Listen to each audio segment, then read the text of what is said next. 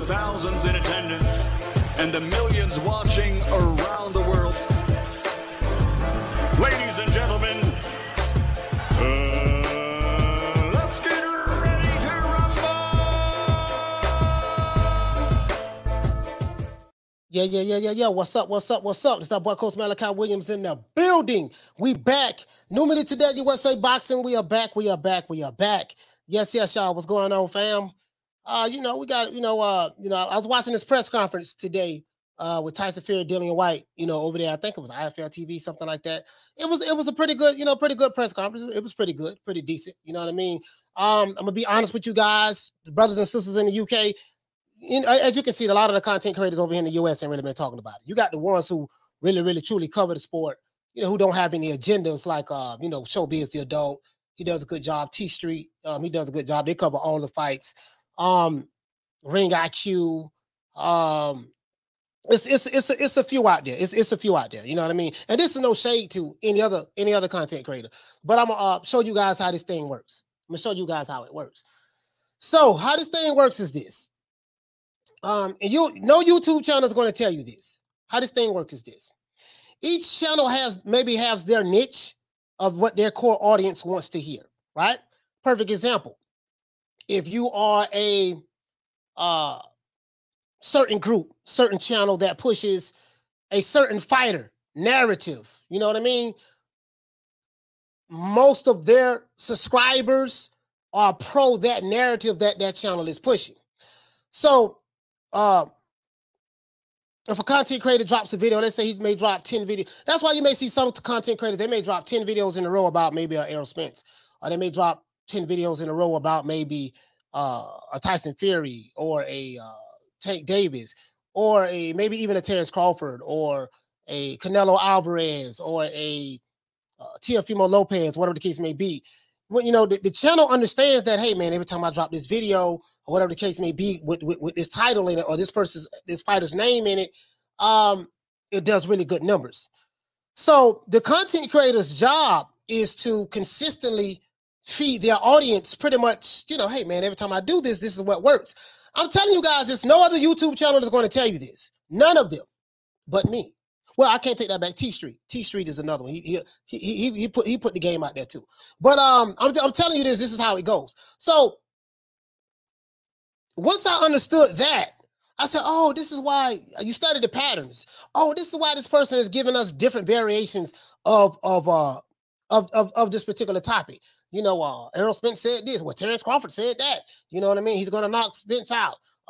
Terrence Crawford said that, hey, man, he's going to do it in this round. Breaking news. Errol Spence has this set up. You know what I mean? Oh, wait a minute. Errol Spence said such and such. Oh, wait. And then you may see like 10 different videos of just different variations of the same talking point. You see what I'm saying? So this is what it is. Over here in America, for what I noticed from the boxing content creators, there hasn't been a lot of talk about over here online about Fury and Whyte. Just being honest with you. See what I'm saying? I know when I look at my analytics, I know what I see from my channel. You see what I'm saying?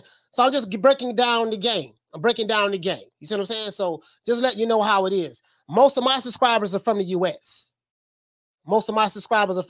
So a lot of them probably won't be interested in Fury and Dillian Whyte. Just being honest with you. You see what I'm saying? And that's just the way the ball bounces. But that's how it goes. I can go more into depth. I can go more into depth. I know how this shit goes. Now because I've been studying it. You got a mentor. Doing a lot of research. I got it. Been to YouTube University as well. Like there's literally like a school online called YouTube University. I'm not making this shit up. But anyways, that's neither here nor there. Let's give everybody a round of applause.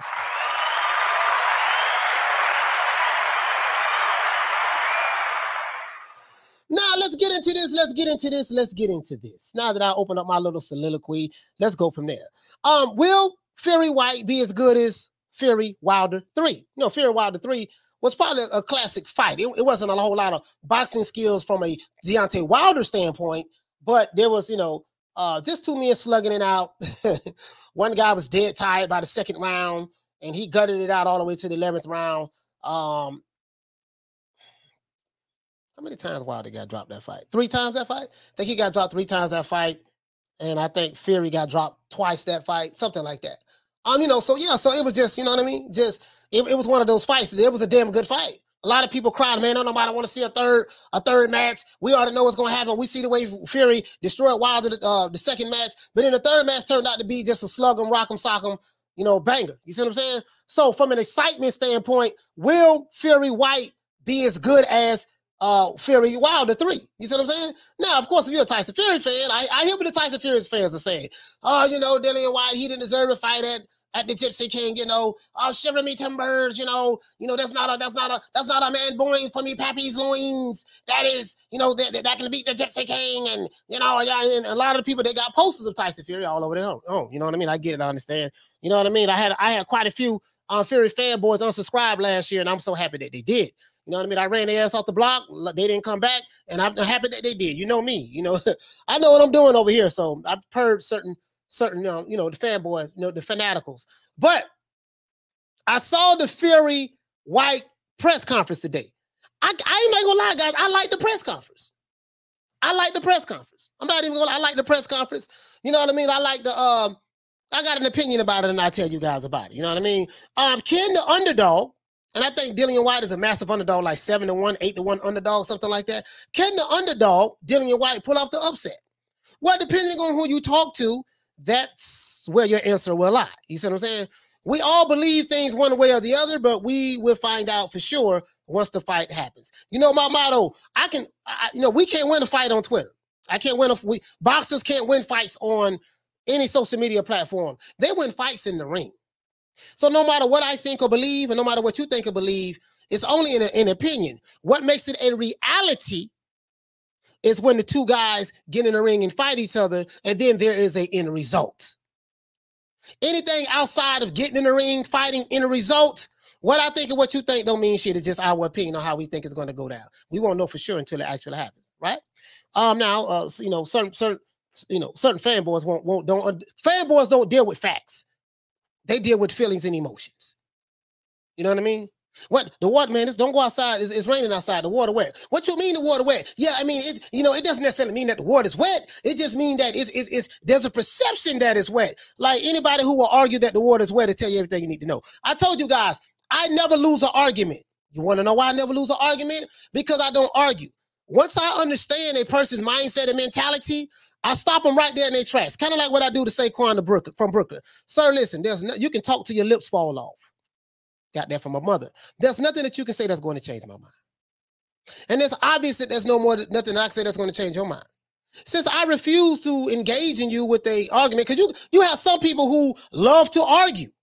You got some people, they just have a argumentative nature, and they love to argue. They love to try to counteract or debate anything you say. You got people like that, so I kind of like stay away from those kind of people. When someone calls in, I can listen to what they say within the first 10 or 15 seconds. I automatically know how the conversation is going to go, pretty much know what they're going to say, and I know how I'm going to dead it. No, I ain't finna argue with you. Yeah. Whatever you say, sir, there's nothing you can say that's going to change my mind. This is how I feel about it from my perception of when I look at it from a stylistic standpoint. From a stylistic standpoint, when it comes to what this fighter's skills is, what that fighter's skills is, and how I think the matchup would be. Now, the only way that we're going to know what's really going to happen, we got to see the fight. And so once I come to that conclusion, and the person say, yeah, but wait a minute, and they're trying to convince me of their point and make me think like they think, I'll stop them right there. Sir, listen, sir.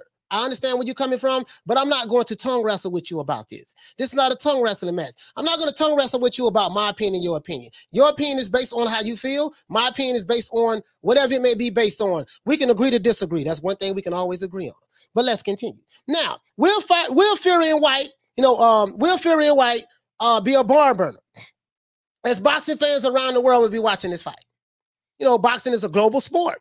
It's bigger than a certain city in America or a certain, hell, even America.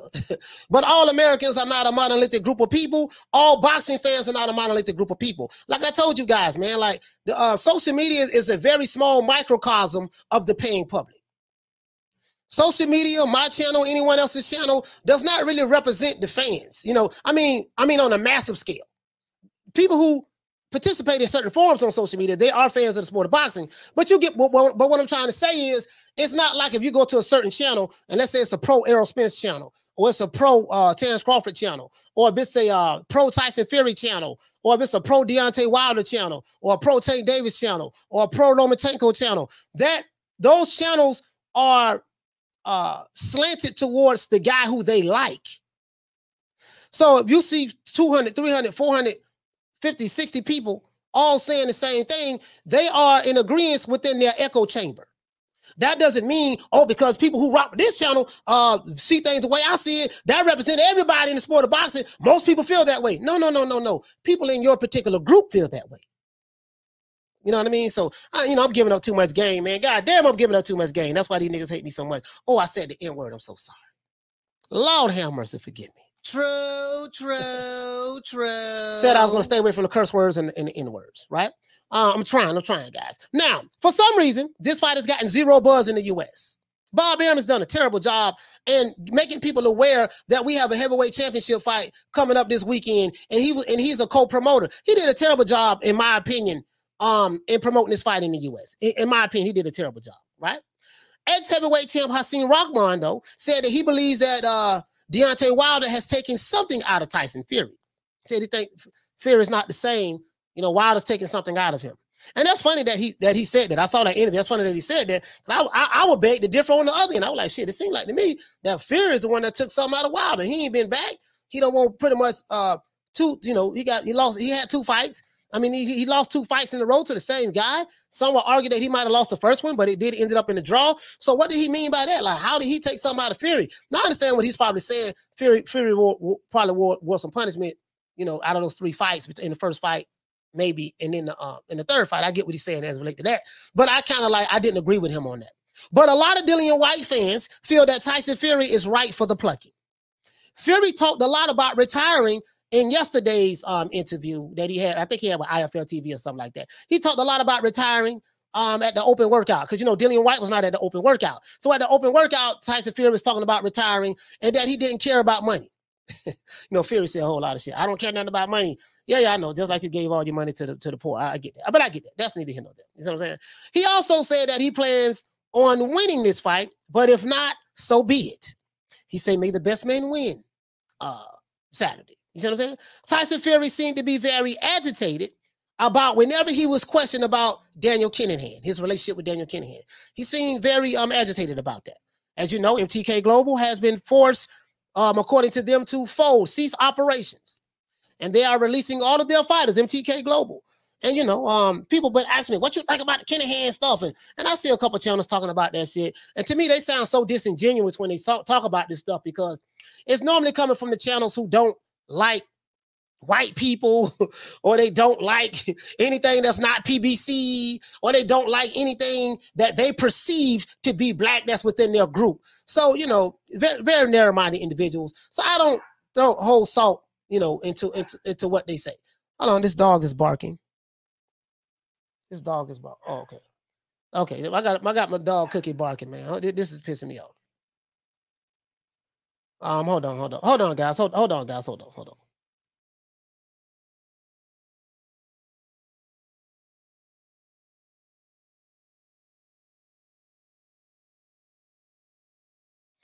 Sorry about that, guys. That's my son. This damn dog.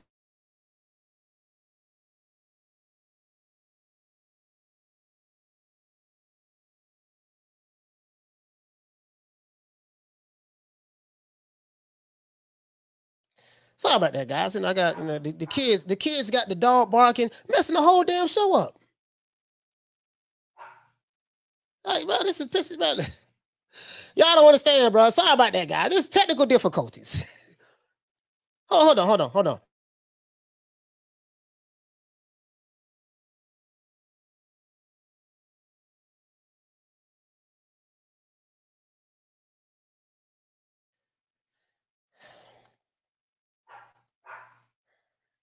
Sorry about that, guys. I'm getting pissed off. Getting pissed off now. It's goddamn little. Let me tell you something about these little dogs. All they do is I'm gonna throw her little ass in the garage. That's what I'm gonna do. Hold on, guys. I'm getting pissed off.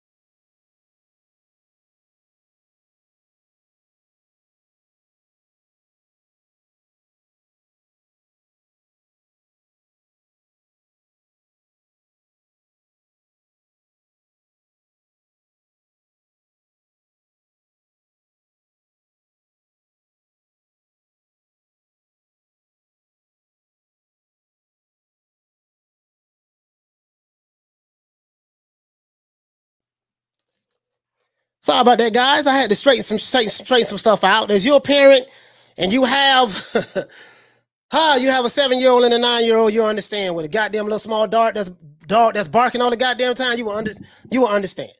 But anyways, back to what I was saying. This goddamn dog. Where was I? Also, basically, a lot of Dillian Whyte fans feel that Tyson Fury is right for the plucking. Fury talked a lot about retiring and stuff like that, and that he really didn't care about money. He also said that he plans on winning, but if not, so be it. You see what I'm saying? Tyson Fury did seem kind of agitated when they asked him questions about Daniel Kanihan. Now, with all of this going on about retirement, Daniel Kanihan, or however you pronounce his name, and Dillian Whyte not promoting the fight. You see what I'm saying? All this stuff talking about that.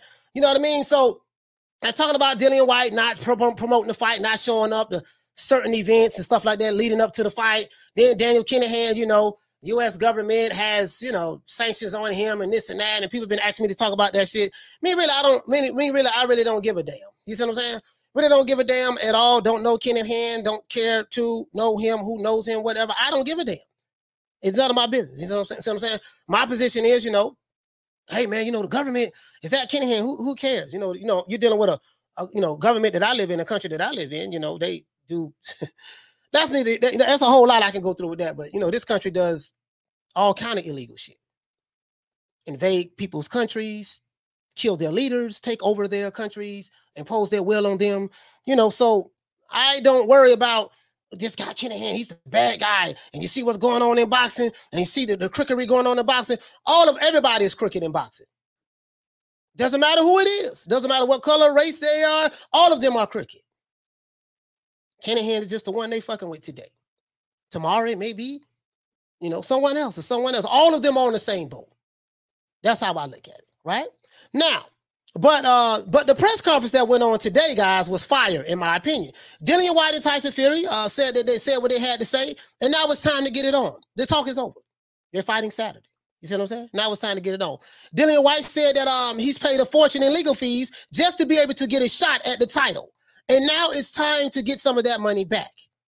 I'm like, damn, why would he have to pay all this money to try to get a shot at the title? That's crazy. I never seen, I can't say I never seen, because Marvin Hagler went through some shit. But that was in that times. And then, of course, the other fighters like Sugar Ray Robinson, they went through a lot of stuff as well. But in today's time, times have changed now. But in today's time, I just never seen a fighter that had to go through so much. Number one contender forever, just to get a shot at a certain sanctioned body's title. Like, that sanctioned body must really, really have something against this guy. Really don't like this guy. That go to tell you about the politics in the sport of boxing that I do not like, but it is what it is. You see what I'm saying? Now, Tyson Fury said that anyone looking at Dillian Whyte as an easy touch because he's the underdog is sadly mistaken. This is going to be a war. This is what Tyson Fury said. And, you know, now Tyson Fury's fans are looking at Dillian Whyte like this shit going to be easy peasy. Tyson Fury is saying something totally different. You know what I mean? But I guess it's easy when you're a fan of a certain fighter, you're not a boxer. You don't get in the ring. You don't take punches. So, you don't take punches. So it's easy for you to sit back and say, yeah, what my fighter will do when you're not the one, when you don't understand the severity of the situation on the outside looking in, as it relates from a boxer standpoint. You see what I'm saying? The boxer knows and understands. Dillian Whyte and Tyson Fury know each other very well, right? I'm anxious to see this fight, though. I'm not going to sit here and lie. Now, Tyson Fury fans feel that Tyson would steamroll Dillian Whyte, but the Gypsy King doesn't feel that way. Many wonder if this is the perfect storm for Tyson to lose this upcoming Saturday. We'll find out in a few more days, guys, as to what will happen. So the question I have for you guys in the chat, my brothers and sisters in the chat, is this here. Do you guys think that Tyson Fury will really retire, which he has retired before, if he loses to Dillian Whyte? Would he leave on that note? Or if he wins, if he beats Dillian Whyte, do you think he'll retire? Or do you think that Fury is just playing mind games as usual? You see what I'm saying? Tyson Fury is the guy that says, hey, you just never know with me if I'm lying or telling the truth, because when I'm lying, people think I'm telling the truth. And when I'm telling the truth, people think I'm lying. It was at an MTK Global event. MTK Global event. I think BT Sports has officially purged that video off of the air. I still have it though. I still have it in one of my videos. I still have it in one of my shows. So I got to find it, but I still have it because I remember I showed it on the screen that day. Now, do you guys think that, do you guys feel this fight would be just as good or if not better than Wilder Fury 3? That was a damn good fight. Contrary to popular belief, that was a damn good fight. You know what I mean? So let's get into this. How many likes we got? If you're new to the channel, please subscribe to the like button. We're just going to talk it out. Today. I don't think I'm going to get the likes. So we're just going to talk it out today. And it is what it is. I'll try to address everybody in the chat. Let me address the super chat. I got one super chat right here. Hold on. I got two super chats. Hold on. Shout out to Swift 718. Hey, okay. For dropping that quarter of a bam dub on your boy. Hey, Leroy. Super chat received. Playtime's over, boy. Swift said, peace, coach. I'm excited for the Fury versus Whyte fight. I think Fury would get beat up, but win. If he's disciplined. If he's not, he's going night-night. Okay. All right. That's my brother's opinion on that. Shout out to Swift one more time. Hey, okay. For dropping that quarter of a bam dub on your boy. Hey, Leroy. Super chat received. Playtime's over, boy. He said, Fury don't care about money, but he made a big deal about proof of Saudi funds for the AJ negotiations. He's a cap artist, a poor one at that. Yeah. I see exactly what you're saying. I see exactly what you're saying. It ain't a fighter alive that's boxing don't care nothing about no damn money. That's bullshit. But that's neither here nor there. But what you guys think about this fight? You got a hungry dog. You got a hungry dog in Dillian Whyte that really that's been waiting since 1972 to get a shot at the title, the WBC title. And then you have Tyson Fury, arguably the #1 heavyweight in the world right now. He beat Vladimir Klitschko back in 2015. Then he had a trilogy with Wilder. Deontay Wilder. Some of his supporters say he is the hardest hitting punching heavyweight in the history of the heavyweight division. I don't know how you figure that out, but that's what they said. He defeated him. And now, Dillian Whyte is just going to it's easy because the Gypsy King is going to steamroll him and stuff like that. So you have those people right there. But then, you have people who are Dillian Whyte supporters. They're like, man, I don't know what the hell y'all talking about, man. This, Dillian Whyte coming to check that boy chin. Dillian Whyte, this is going to be a war. I expect this fight to be a war. And I don't think it's going to go 12 rounds. I think, Dillian Whyte is not Dillian Whyte. Tyson Fury is a pretty much rich man. He has money. And he's, like he said in his press conference, I don't have anything else to prove. This is my last fight. I'm retiring. I don't held all the belts before, so it's nothing to me. This is my last one. I'm out of here. So, my mindset is, okay, he's taking it. I'm 1 foot in and 1 foot out. I'm 1 foot in, 1 foot out approach. I'm retiring anyway. So my question is, because of that mindset, will he be as hungry will he be as hungry come fight night, knowing that, hey man, I'm rich, I got money, I'm done with this boxing shit, versus someone like a Dillian Whyte who, man, you know what, man, I've been shitted on. I'm spending all this money. I had to spend millions of dollars. I don't know how much he spent, but I had to spend a whole lot of money just to get a shot at the title. Go to court, you know, talk to the Queen of England, you know, get in contact with the Scotland Yard so they can do an investigation as to why I haven't had my shot yet. Just all of this stuff, right? And, you know, he's an underdog. I think he's a 7 or 8 to 1 underdog. Let me look at the odds of this fight. Let me look at the odds of this fight and see what the odds of this fight is. James Burrell, what did he say, fam? He say Fury has long arms and the faster feet. He can win boring if he wants.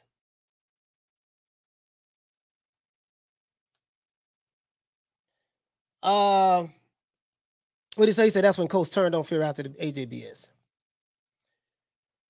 Oh, let's see. This brother say Crawford stop Spence. I ain't talking about Crawford today. Crawford up Spence. Let's see.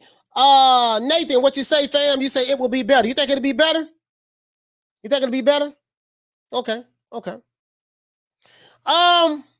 Bro, I'm not gonna lie to you, bro. Like, when I saw that press conference today, I got kind of amped up about this fight. I said, you know what, man, this gonna be a good one, boy. Like this gonna be a good, to me, this is gonna be a good fight. I think it's gonna be a damn good fight. You got a guy who's a hungry dog, a hungry pit bull. I'm not accepting any calls right now. Let me see. Let's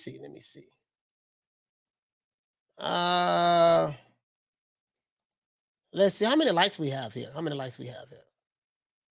Oh, we got almost 200 people in here and less than 100 likes. All right, that's it. So anybody want to call in? We got, you know, the price of admission. We need 200 likes. We got way less than that. So I'm gonna just try to address you guys. Through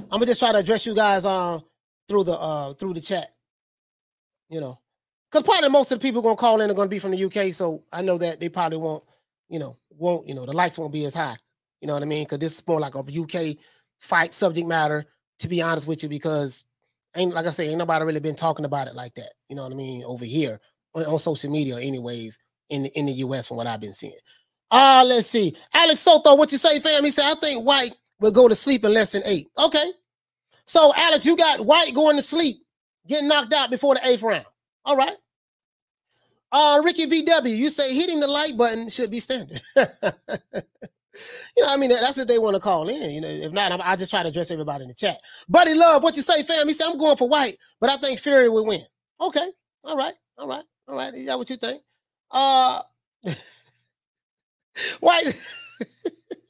Westside say, he said, White been waiting for a shot since Ortiz was 18, and Ortiz is now 48. No, some would say he's in his 50s.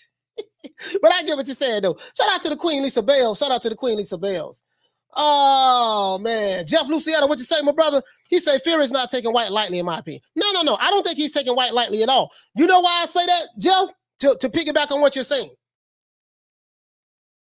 When Fury fought Wilder in 2 and 3, he told him, look, this is going to be my game. This is going to be me game plan. I'm just going to steam right ahead and roll right over you like a semi-truck. And this is what I'm going to do. I'm telling you me game plan. And that's exactly what he did. He did exactly what he said he was going to do in the second fight. In the third fight, he said he was going to put him up, do the same thing. He said he's going to knock him out, do this and do that. And he did end up knocking him out. And this fight, it seemed like it's more, like once they became face-to-face, Jeff, it seemed like it's more of a respect thing. Like, okay, goddamn, normally the trash talking that normally we hear from Tyson Fury, you big dosa, you know what I mean? You use a shit house and this and that and shiver me timbers and you know what I mean? Ahoy there, all of that. He didn't say none of that, at the press conference like he did when he fought Wilder. So that to me, that tells me that I'm like, man, you know what, man? Listening to what he's saying, it's like, yeah, man, he kind of like, yeah, man. So he's taking it very seriously. He say price of admission for Mr. Mones is $20. Yeah, we ain't worried about it. Jim 82, he said, Coach, you going live for the fight? Yeah, I'm gonna go live for the fight. Fuck it. Being a content creator, we got to buy all of the fights if we want to cover them. I was debating whether I should cover this fight or not, but then after seeing the press conference today, I said, man, the hell with it, I'm gonna cover this fight. So we're gonna go live for this fight. Let's see. Edgar Camacho, he said the WBC gave Dillian multiple outlets to a Wilder fight back when Wilder held the belt. Whyte clowned Ortiz, but wouldn't fight Ortiz. He brought that upon himself. Then he lost to Povetkin. Yeah, I don't know the, I'm hearing something totally different. Totally different. You know what I mean? I'm hearing something totally different about that. But hey, I'm not even here to relitigate the past, what happened. I ain't here to relitigate that, because that's gonna bring a whole set of arguments and debates, and I just don't have the energy for it myself. Shout out to Swift for dropping that half for bam dub on your boy. Hey Leroy. Super chat received. Playtime's over, boy. Swift, what you say, fam? He said, I want Whyte to fight how he did against the first Povetkin fight, and I want Fury to fight how he showed he can. Okay. I think someone is going to sleep. Top Rank sucks as a promotional entity. Yeah, the Top Rank don't do no promoting. Like, Top Rank, from a promotional standpoint, is probably one of the, I'm gonna be honest with you, really all of them is, because these promotional companies, they don't do no promoting really. They sign the fighters and make the fights, but they don't promote it. They don't make the public aware, hey, this is what's going to happen. That's why I say I miss Don King. And everybody is complicit in it. You know what I mean? Everybody is complicit in it. He says, I see a lot of people bringing up Kanihan. Yeah, absolutely. Understandably so. They're bringing up Kanihan because they're saying, hey man, you got people who don't like Tyson Fury, and they're like, yeah, he's affiliated with a crook. And they even tried to say that Terrence Crawford was affiliated with Kanihan and all that shit there. Basically, let's be real, guys. Why the F? Try not to curse. Would someone who consumes content give a damn about what's going on with this guy Kanihan? You're a fan of the sport of boxing. You just want to see the fights. I don't know the guy. I don't give a damn about him, to be honest with you. Don't care too much about the entity that put the sanctions on him. Neither. But I got to deal with it because I'm here. It has nothing to do with the boxing. You know what I mean? As far as I'm concerned, two men getting in the ring boxing. Is it going to stop us from seeing the fights we want to see? If the answer is no, that's all I care about. That's all I care about. I'm not no detective. I don't know what, what's going on, what happened. Nor do I care what's going on or what happened. He's a mob boss. He's a criminal. So is the U.S. government. So is the Chinese government. So is the UK government. So is the Saudi Arabian government. So is all of these world governments. Whatever they're accusing this guy of, they are that and some. They invade countries, kill men, women, and children, take over their countries, and establish their own governments in there. This is what these countries do. True. So they've been doing this shit before I was born, and when I'm dead and gone, they still gonna be doing this. So I don't care. That's above my pay grade. I'm just here to talk about the fights. That's all I care about. You feel me? I'm not emotionally invested in none of that shit. He said, I don't know anything about Kanihan, really, and I don't believe most of the news anyways. No. The news is some bullshit. As a matter of fact, I'm glad y'all said something about the news. Because propaganda, remember, all news outlets, whether it's social media or mainstream media, social media, mainstream media, it doesn't matter. All media outlets, no matter in which part of the planet that you are on, are controlled by the governments. Whatever information that you consistently are being fed, it's because that government of that country wants to push that over on you. And if you see it enough times, and this is how they propagandize you and they brainwash you through their media outlets, whether it's mainstream media, whether it's CNN, whether it's Fox, whether it's MSNBC, whether it's the PBC, not the PBC, but the BBC, doesn't matter what it is. They're all controlled by your local government, your country government. And this is how they brainwash the people. Mass media manipulation. Learned that in copywriting school, and this is what advertising is all about. Advertising is all about programming you, getting you to think a certain way so that you would be able to buy my product or think a certain way or take certain actions and stuff like that. And since we control every goddamn thing, you know, because they play both sides of the argument. They play the left and the right. If you're a conservative or a liberal, listen, they control both entities because both entities are one and the same because the end result is going to be the same no matter which side of the fence you're on. You're always going to be on their side. That's how it works. But that's neither here nor there. Let me move on because I would have to talk about this on another channel that I'm starting a marketing and advertising channel because I'm good at that shit. I'm good at it. And I know the game. I get it. I woke up. I took the red pill. Morpheus came to me and he said, hey, Licks, man, you the one. It took me 25 years to realize it, but he said, you're the one. I took the red pill, and ever since I woke up in 2016, I refuse to go back to sleep. I see it for what it is. You see what I'm saying? But anyway, let's continue.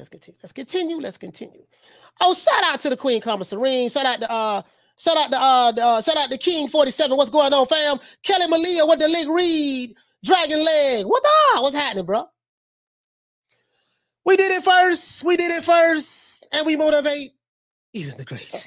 We did it first, and we motivate even the greats. This is different. You understand? We have Jennifer Lopez, we got Maluma, we have J Balvin, we have, when I called him up, I was like, yo, what do you think? What do you think, Eddie, if we bring the belts together?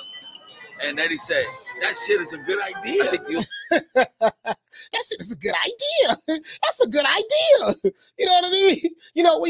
What do you think? What do you guys think that, we bring the belts together? We know I'm undisputed on YouTube. We undisputed on YouTube.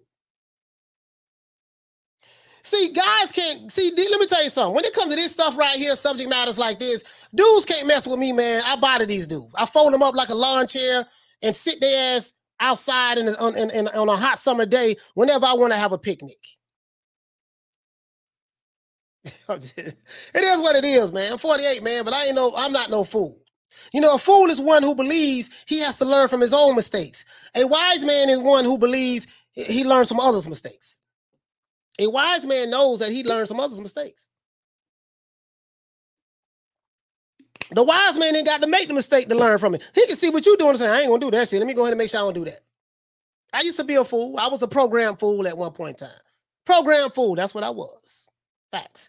Shout out to Pete Johnson. Sit your $5 ass down before I make change. Shout out to Pete Johnson. Hey, okay. For dropping that $2. Bam, super chat on your boy. Hey, Leroy. Super chat received. Playtime's over, boy. Yeah, man. Hit the Cash App, $FDMG School. Hit the PayPal, International Africans. It is what it is. I'm the only channel on YouTube, boxing channel, that's gonna break this shit down to you like a 57 shit. I tell it how it is, man. It is what it is. I know what I know, and I'm not here to convince anyone of anything. I just lay it out there, and you do with it as you will. You know what I mean? But hey, man, back to the fight though. It's about putting butts in seats. Hey, you know what though? Tyson Fury and Dillian Whyte. They put butts in seats with this fight. 94,000 people would be at the what's the name of the arena they having it at, guys? Let me pull it up right quick. Damn, I'm sitting there slipping on my pimping, man. God damn, I'm slipping on my pimping, man.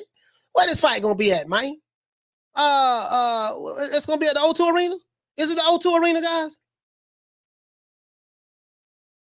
All right, let me see what's up. Somebody tell me something in the chat. Maybe y'all can. Oh, and Wembley. Okay, Wembley. Oh, yeah, Wembley. They got 94. They got not 94,000. 94,000. They got 94,000 gonna be there, baby boy. 94,000 gonna be there. It's gonna be thick and chunky. Hey, this how we are. That's how we talk in Florida. Yeah, what I think about that thing chunky, boy. It's chunky. Hey, when I was a teenager, right? I used to smoke weed every now and then, right? And no. No. When I was hustling weed back in the day, right? This is long time ago, about 93, 94, so up in there, right? You know what I mean? And boy, I got them fat chunky sacks, boy. They chunky. They had a little dime bags. Shit busted out the bag, looking like the Hulk. Well, this shit chunky, boy. Boy, that shit chunky, boy. They got them fat sacks over there. Y'all won't understand. Y'all don't understand. Y'all won't understand, bro. You know, y'all won't understand. The struggle was real. He say no. He say no. 94,000 sold at Wembley. Don't mean don't mean to say 94,000 going to be there.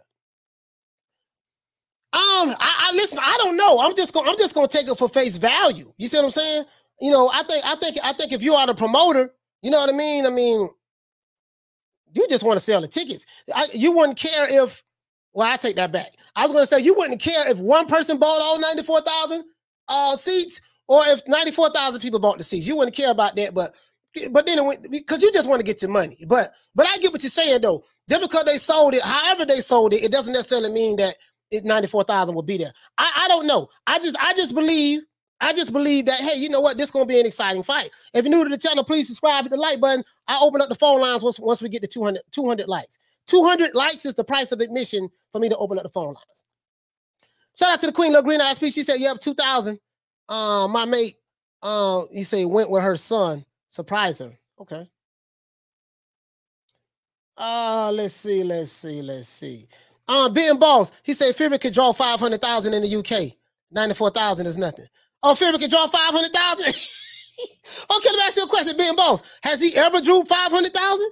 Or has he ever sold out an arena or a stadium in the UK before, my brother? Like, because you're saying he could do that, but is there anything that you can give me of reference, meaning a receipt to back up what you're saying? Or you are basically you saying this is just what you believe personally, this is your opinion that's not based on any facts?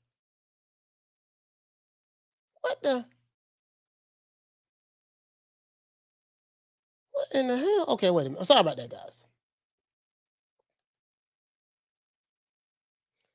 They got the dog running around. Oh, okay. Okay, now my daughter trying to catch. Okay, sorry about that. Sorry about that, guys. Hey, I'm getting distracted with Cookie, man. So, hey, Kai, open the door. Open my door.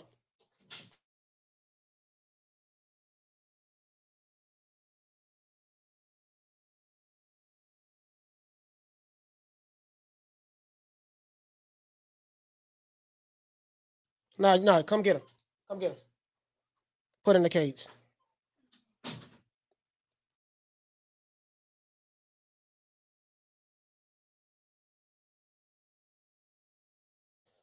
Sorry about that, guys. Make sure you close the cage door. Don't worry about closing the door. Just leave it open and then leave it open. Leave it open.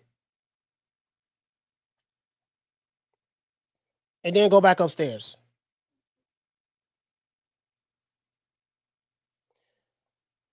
Once you close it, come close my door.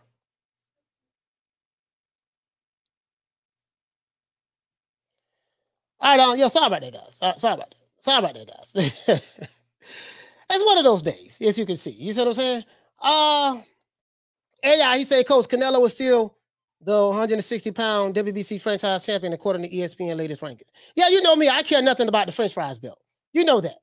You know I care nothing about the French fries belt. Shout out to Alan Skill. He said, I hope that it isn't full, only so companies like StubHub lose money. Anything to make it easier for real boxing fans to purchase tickets face value from the source, Coach. Yeah, I see what you're saying, because you'll have those like StubHub, they'll buy the tickets and then they'll put them on the resale market and they'll do what? They'll sell it for like double or triple the price, something like that. Pretty much price gouging. You know what I mean? Pretty much price gouging. Edmund, what you say, family? Say, Coach, I sent you a funny clip of the motivational coach, Senior Lopez. Oh, Lopez, see ya. Hey, man, hey, T Diddy, man. T Diddy. My brother say no receipts. Yeah. Yeah, I want to see receipts. You see what I'm saying? See, this is how I body anything. If you ain't got, sir, do you have any proof of that? What you mean proof? He'll do that. You don't think he'll do that, sir? Do you have any receipts to show me to back up what you're saying that this person will do? Okay, you ain't got nothing tangible. Okay, all right. Okay, all right, my brother, all right. As a matter of fact, let me move this camera over a little bit. Sorry about that, guys. Sorry about that. There we go. A little bit more better. It's fine. We'll leave it like that. But you get what I'm saying, though. You know me. I'm the receipts guy. You ain't just gonna tell me anything. I'm the type of guy. If you tell me something, sorry about that. I'm the type of guy. If you tell me something, I'm like, do you have any proof of that? Anything tangible that you can show me so I can see it? Because sometimes a person will bring, I'm not talking about the person in the chat, the brother in the chat, Ben Adams. I'm not talking about him. But I'm saying sometimes a person can bring something and they say it with so much conviction that you'll think that it was a fact without answering the key questions. Sir, do you have any proof of this? Can you give me an example? Something tangible? If you can't do that, then okay. So this is just your opinion. He said the resale cheapest ticket going for 200 pounds right now. 200 pounds, damn. Where will you be sitting at? Where will you be sitting at for 200 pounds? Is that nosebleed seats, Martin? Is that nosebleed seats, or is it like where would you be sitting at for 200 pounds? 90K in 90 minutes. Yeah. James Burrell, what you say, family? Say, coach, both Tyson and Dillian acted like grown-ass men, but the boxing father acted like a fool again. Yeah, I saw that. Listen, bro, I saw Tyson Fury and Dillian Whyte, and they had Frank Warren right there in the middle, right? They come together. Everything was fine. Tyson Fury's father, John Fury, he comes over like he's some kind of mafia boss. I saw it from the beginning. He started the shit. I guess he was trying to go at Dean White. You can't beat Dean White. That dude too goddamn big for you. Well, y'all about almost the same height, but he's too big for you. You old, he's young. Like, what's the point? Your son is going to have a fight for the heavyweight championship of the world, defend his title for the second time. Because when he beat Wilder the first set, he beat Wilder 2, and then he defended it in the first time. And now this is for the second time. So why you coming out there with that negative energy? And no one even said anything to you. Like John Fury is something else. John Fury is something else. And then Dillian Whyte and Tyson Fury, yeah, I mean, they gotta like stop the skirmish. Like, listen, man, we ain't even beefing. Why y'all beefing? Yeah, John Fury is something else. You know, we got videos of you getting knocked out, laid out like this here. Now, John Fury talked like he was some kind of hell of a, I'm a fighting man, and me fighting, and I've been fighting all my life, and shiver me timbers, and ahoy there, I've been doing this all my life. Then we saw your ass getting stressed out in the goddamn ring, man. You talking like you was some kind of killer when you was a boxer. Bare knuckle. Yeah, man, sit your old ass down somewhere, man. She said, Coach, did you see what Bud tweeted about the Charlos? Yeah, I saw that. I'm glad he did that. When he said about Errol Spence, he said after I knock you out, I'm gonna go out to your cheerleader at Twin Charlo. I'm glad he said that. I like the back and forth, but at the end of the day, is it going to see the ball is in Al Heyman's court? I want to see if we're going to get this fight, bro. That's all I care about, Bless. But yeah, I saw that. It was funny.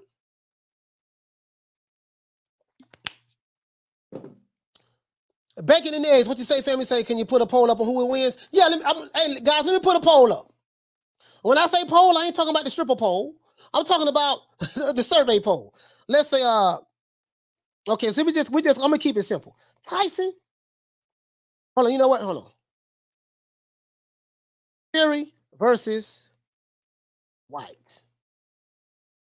Who wins? So this is the poll. Question mark, right? So we go, hold on, guys. Bear with the old boy. It's only going to allow me to put 4 options. So I can't put draw. So let me do this. Let me do this. Okay. Fury by KO / TKO. I'm putting the poll up right now. Okay. White. There you go. White by KO / TKO. Let's put the poll up right now, guys. Let's see. Fury by decision or a draw. So we're gonna do. Oh, this is how we're gonna do it. Sorry about that, guys. Cause I gotta give you guys an option for a draw. It may be a draw. Fury by decision or a draw.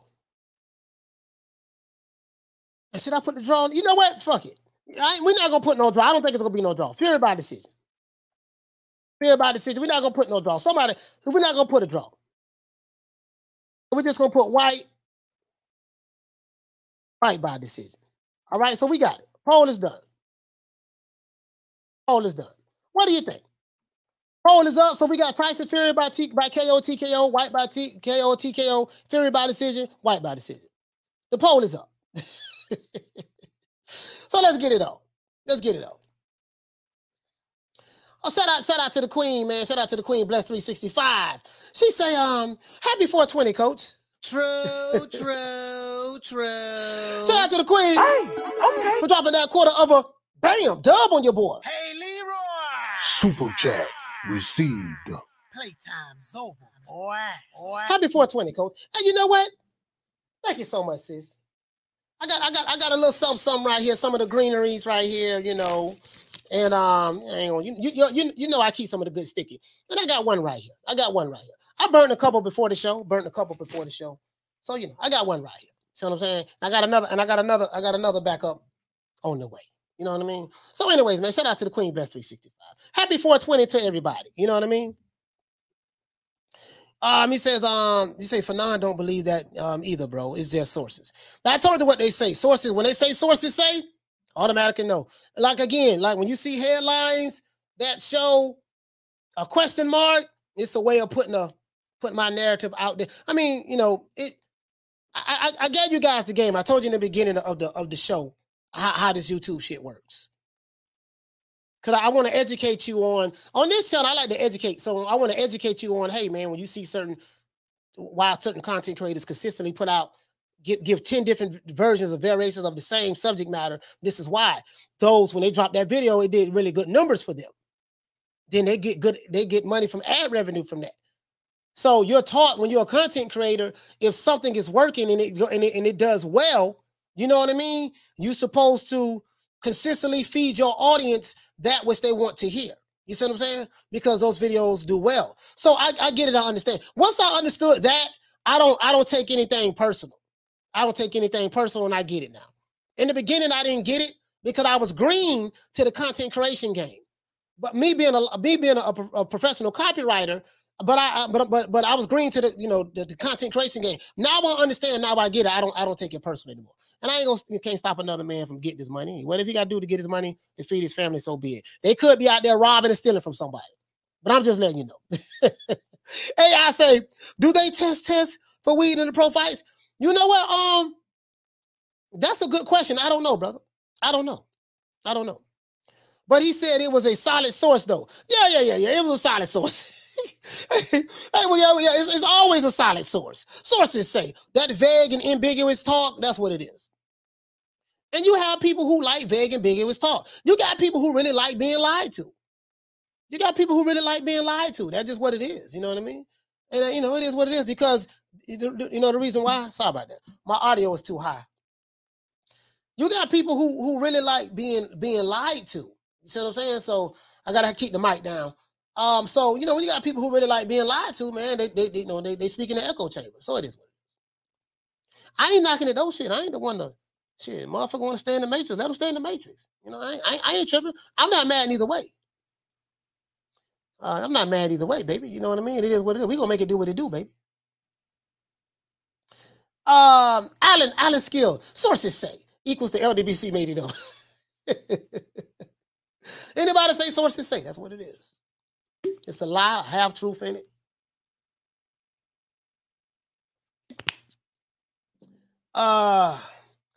Big Ronald Finkley, he says Tyson Fury versus Dillian Whyte is an excellent matchup. Yeah. It is. It's an excellent matchup. Yes, it is. It's an excellent matchup. And I think it's going to be very, very because these guys know each other very well. Fury and White, Dillian Whyte know each other for a long time. And I don't think they hate each other. You know what I mean? They've been knowing each other for a long time, contrary to popular belief. You know what I mean? But, you know, they talk shit and stuff like that. It is what it is. But Saturday is going to make it do what it do. Saturday is going to make it do what it do. Saturday is going to make it do what it do. You know what I mean? So Saturday, we're going to find out. And, you know, I'm looking forward to it. I'm looking forward to this fight. Shout out to Boxing Comeback Films. Hey, okay. Dropping that quarter of a bam dub on your boy. Hey, Leroy. Super chat received. Playtime's over, boy. He said, Coach, salute. Does White have a better chance to beat Fury than Rolly has of upsetting Tank? Yes. He has a better chance of beating Fury than Rolly has of upsetting Tank. I don't see no way that he's going to beat Tank Davis. You know what I mean? But yeah, yes, I would say so. The reason why I say that is because White does have good boxing. He has a good boxing skill set. Rolly Romero, you know, like you can't really, outside of his punching power, what can you point to that he does well? You can't say he feints well. You can't say he understands how to punch in angles well. You can't say, well, he do know how to throw the bolo punch. He know how to do that. You can't say he know how to jab well. You can't say he know how to use his footwork in order to set up his offense and set up his defense. You can't say any of that with Rolly. You can say that, hey man, you like the way he trolls on Instagram, but that's about it. And he can punch hard, but outside of that, that's it. Dillian Whyte has a skill set. You know, he's pretty much a skilled fighter. You see what I'm saying?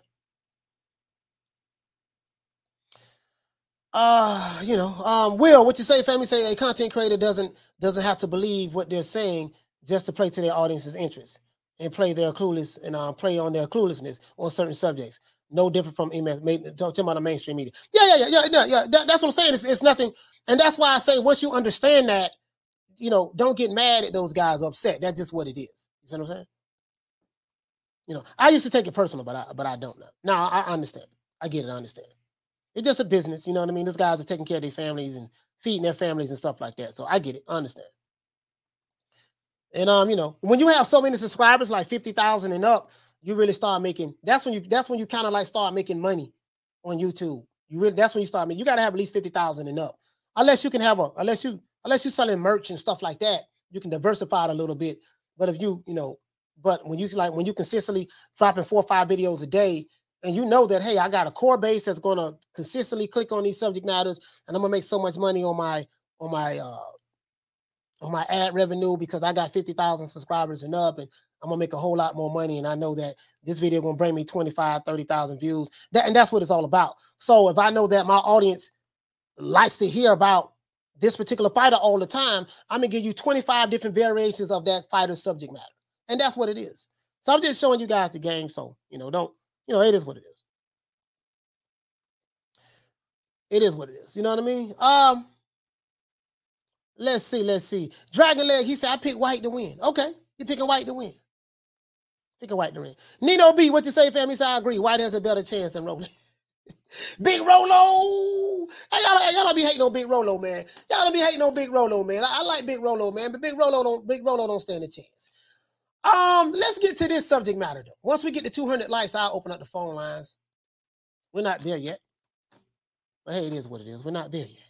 What we need? We need 18 more likes in order for me to open up the phone line. We have over 300 people in here and less than 200 likes. This is unacceptable, people. This is unacceptable. Let's see. Would you say White is Fury's first proper fight? Okay. Oh, then he said, did you see Fury weight? He ain't the same. Looks bigger than his last night. I guess you meant last fight. It doesn't matter. Tyson Fury can fight at any weight. It doesn't matter. The skill set is going to be, what make it do what it do. Martin, what you say, fam? He say, he good at jiu-jitsu boxing.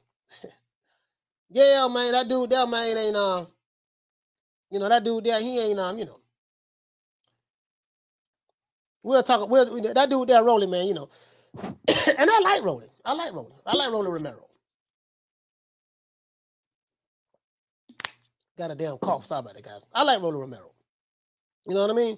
West Side, what you say, fam? He said the devil has a better chance of telling you the truth than Rolly does against Tank. The devil does tell you the truth. He'll tell you the truth. He'll tell you the truth. He'll tell you the truth. He will. You know what I mean? Tell you a false, tell you something false too. You know what I mean? But he'll definitely tell you the truth for real. But I get what you're going at West Side. But I get what you're going at West Side. True. He said, "Well, the Fanny hair away from He said where? I guess you're trying to say where a Fanny hair away from opening the phone lines. Get you meant to say where. Let's see, man. Let's see what we got. AI, he says on Triple G over Canelo, the boxing gods would get the third fight right this time around. Okay. All right.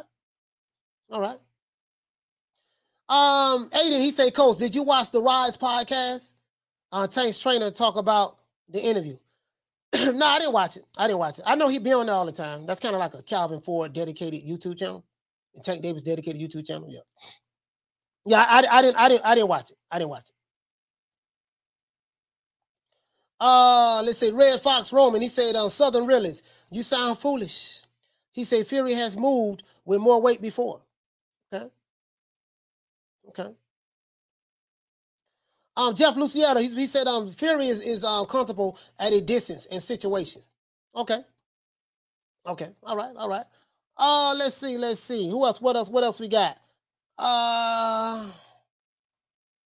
Ben Ball says the devil tells the truth once it hurts more than the lies. Drumming for life. He said Big Rolo throwing bolo solo with Cholo. hey, you know in the hood. And they said, man, I was throwing them. I remember when I was growing up, my cousin them used to be talking, but I was throwing them bolos. And I was like, and then when I learned about what the bolo punch, which is a I think it's jiu-jitsu. It originated out of the Philippines, and it's a punch that it's a hook and an uppercut. You're throwing it at like a 45-degree angle or something like that. That's what it is, a hook and an uppercut, and so you say I'm throwing bolos. Like Rolly be throwing bolos for real. Rolly be throwing bolos for real. I was throwing bolos. I was trying to take his head off. I was throwing bolos, and that's what he throw. I'm like, you're gonna have to. It's gonna take more than that,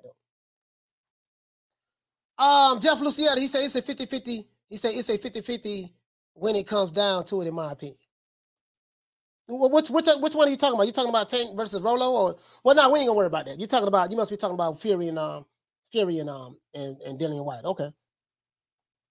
Cool Boy Curry, he says, Coach, Pitbull versus Rolly won't go past 2 rounds.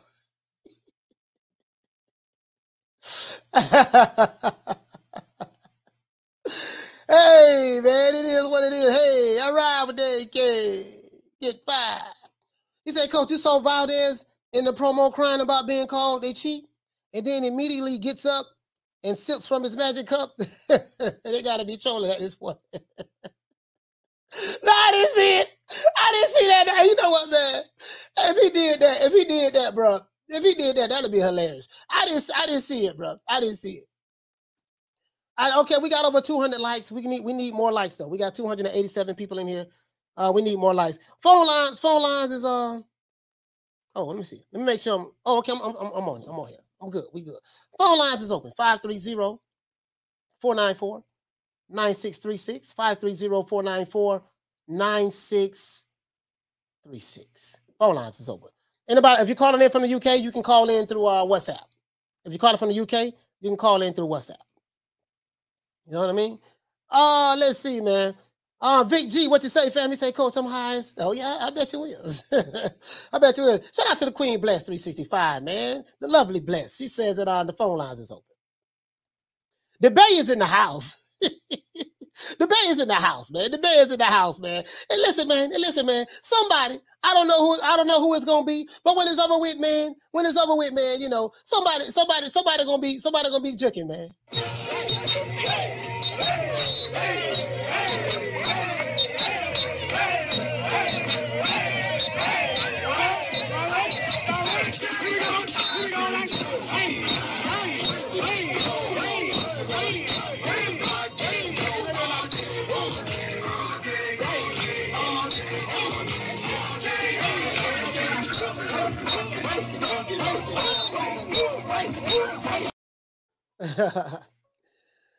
We have a no caller ID calling. I told you guys, anytime we have a no caller ID, this is Jason Mones, aka Jason Mones, better known as VA Money Group. I have my stalkers. You know what I mean? I have my stalkers. Let's see. Ryan, what you say, family? Say, Coach. He said, what do you think of no more MTK Global? They closed the business. Matter of fact, I'm going to talk about that right now. That's what I was going to talk about. That's what I was going to talk about. That's what I was going to talk about right there. Let's see. As a matter of fact, I have it up right here. I want to know what you people think about this. You know what I mean? I hear the United States government put sanctions on the guy Kanihan, who I guess founded the MTK. I don't even know what his role is in or whatever. I don't know. But they put sanctions on him, and everybody, anything that's affiliated with him now or of the past is, they folding. So I see that right here. This ain't got nothing to do with boxing, guys, in my opinion. Shout out to my brother Mark Nash, man. He said salute to the coach in the chat. Shout out to my brother Mark Nash, man. As a matter of fact, we'll get on that in a minute. I saw that, though. MTK Global folding. MTK Global is folding like a lawn chair. Caller, what's your name? Where you calling from? And they hung the phone up. So they hung the phone up. So anyways, yeah, they folded like a lawn chair, and I don't give a damn. As long as we get our fights, I don't care. Southern really said the poll results. Well, I still got the poll out there. Still had a poll out there, sir. Let me see. Still had a poll out there. We got 187 votes. 187. 187 on an undercover cop. We got 187 votes. So we're gonna see what's up. Still got 187 votes. We'll get the poll results a little later. He said Obolo is also known as the 45. Okay. T Culture, what you say, fam? I'm not saying that Rolly will win, but he knows that Steven Seagal stuff from his trainer. Yeah, his trainer is his father. I think he learned. I think his trainer is his father. He said MTK is too big to shut down. They be trading under a different name next week. Okay. I don't know, but let's continue though. MTK Global. So now it says right here, knockout. This is the Irish Sun showing right here, showing the man of interest right here. They say Tyson Fury is connected to this guy, and this is, I remember last year I was hearing about this guy. Tyson Fury is connected to this guy, and this is proof that this is proof of this and that, and yada yada yada. I get it. I understand. But let's continue. So it says right here, MTK Global. Some of you guys want to talk about this, so we can touch on it a little bit. Knockout. MTK Global announced that they will cease operations over $5 million bounty on mob boss and former co-founder Daniel Kanihan. Now, a copywriter wrote this. This is called a sensationalized headline. Knockout. We learned this in school. This is the art, writing stuff like this. Knockout. MTK Global announced they will cease operations. Why would they cease operations? Over $5 million bounty on mob boss, trigger word, keywords, and former co-founder meaning that he's not affiliated with them anymore, and former co-founder Daniel Kanihan. This is also, not only did we sensationalize it, but this is also considered a curiosity headline. Oh, the MTK Global is shutting down? Why are they doing that? Mob boss, $5 million bounty. Let's read on. This is called a curiosity headline. As a matter of fact, hold on, guys. I'm gonna do something that I've never done before. You know me, I give up the game on my show. Let me do something I never done before. Hold on, guys. As a matter of fact, let me do this. I'll be right back.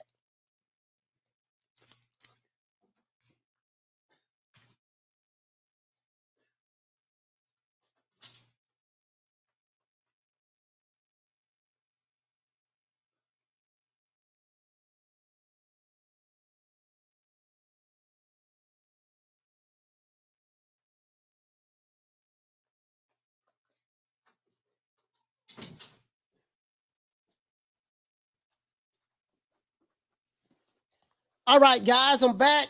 I'm back, guys. Hold on, let me get it together. The old boy, you know, the old boy give up the game over here, boy.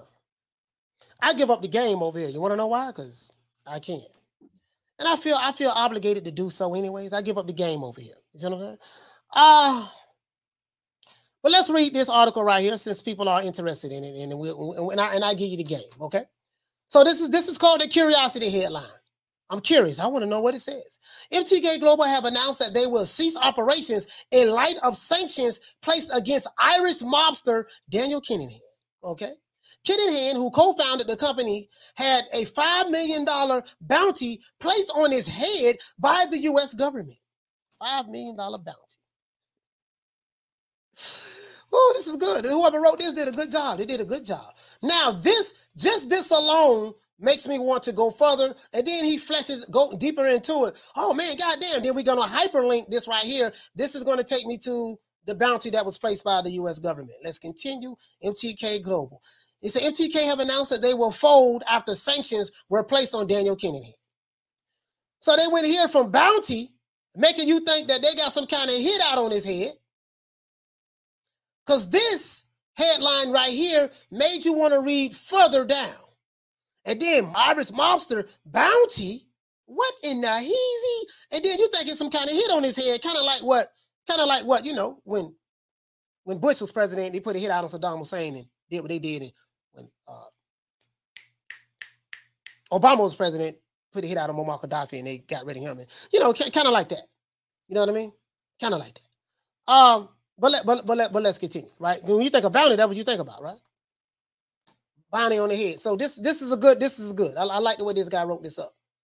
Because it got me curious. It got me curious. Big picture of Daniel Kanihan. I have an MTK Global shirt. And then it says Daniel Kanihan co-founded the company, right? And then they got a picture of, you know, Daniel Kanihan, Tyson Fury, shiver me timbers, you know, ahoy there. You know, and then, okay, all right, he got a hit out on his head, a bounty out on his head, but we got Tyson Fury hugging him. Wow, what does that mean? Sensationalizing, okay. Giving y'all the game. Kanihan with a heavyweight champion, Tyson Fury. Okay. Reward, up to $5 million USDA for information leading up to the financial disruption of the Kanihan crime organization or the arrest and or conviction of Daniel Kanihan. Woo, okay. And that's what it is. So the gist of it is they're doing that to, you know, it is what it is. Shout out to Vic G. He says, Coach, they're trying to make Juan Francisco Estrada versus Joshua Franco. Oh, okay. When are they doing that? When are they doing that? Salute to my brother Mark Nash. Salute to everybody in the chat. Everybody in the chat, you know me, man. Alan Skill, he said the paper that you are quoting has been boycotted in my city for over 2 decades. He said the same paper said the people from Liverpool were robbing their own fans and died in the stadium. Okay, well, I tell you what, that's a valid point. Let me I can go to the primary source of information. Let's go to MTK Global's website. Let's go to MTK Global's website, and that'll tell you everything you need to know, right? MTK Global. We'll go to their website, and let's see what the company says, what the company website says. So just in case, you know, like you say, man, you know, this might be fake news. It's coming from a newspaper that's not known for telling the truth. Bam. This is MTK Global's website. And as you can see right here in the top left corner, mtkglobal.com. This is their website. MTK Global to cease operations, right? As a business, we have faced unprecedented levels of unfair scrutiny and criticism since the sanctioning by the U.S. government of Daniel Joseph Kanihan. It is a matter of public record that Mr. Kinahan's involvement in MTK Global ceased back in 2019. And despite repeated reassurances in this regard, unfounded allegations about his ongoing association with us and our fighters persist. Since leading since leading promoters have now informed us that they will be severing all ties with MTK and will no longer work with our fighters, we have taken the difficult decision to cease operations at the end of this month. MTK prospered because we always put the long-term interests of our fighters at the heart of what we do. Our priority in the weeks ahead will be to ensure that our world-class boxers are supported to find new partnerships as swiftly as possible. MTK gyms are operated independently, so will remain open for the foreseeable future. Future announcements will be made, of course. Thank you to all. Thank you to all the fans who have supported us over the last decade. That's primary source of information right there. That's what you call receipts. That's how you do it. Any YouTube channel that says, hey, man, you know, this fighter sold so many pay-per-views and this and that, and yada, yada, yada, yada, yada. The first question you need to ask is, sir, do you have anything tangible? You have any proof? Would you can show me that? If they say, well, my sources tell me, you automatically know what it is. Get your money, baby. I ain't mad at you. Get your money. Let's go. Let's go.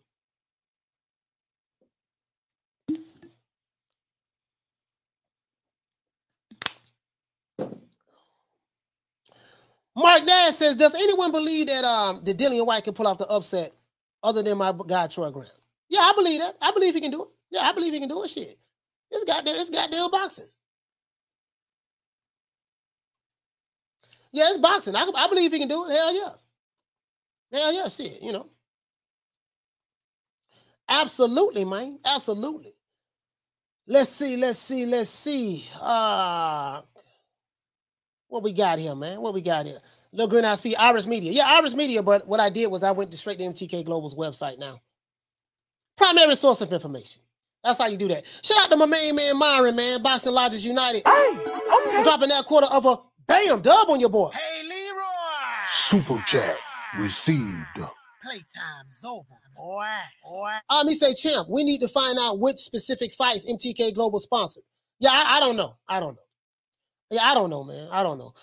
This is all I know, Myron. The sport of boxing is very corrupt.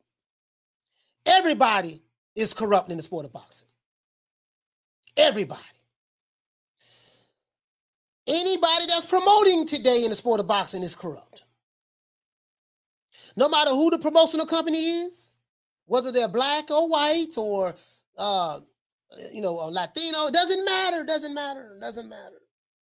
Asian, all of them are corrupt. It's just this one guy is the one that they are after. But all of them are just like that one guy that they are after. All of them are. So, you know, that's the way I see it. You know what I mean? Myself, but I don't know, bro. I don't know.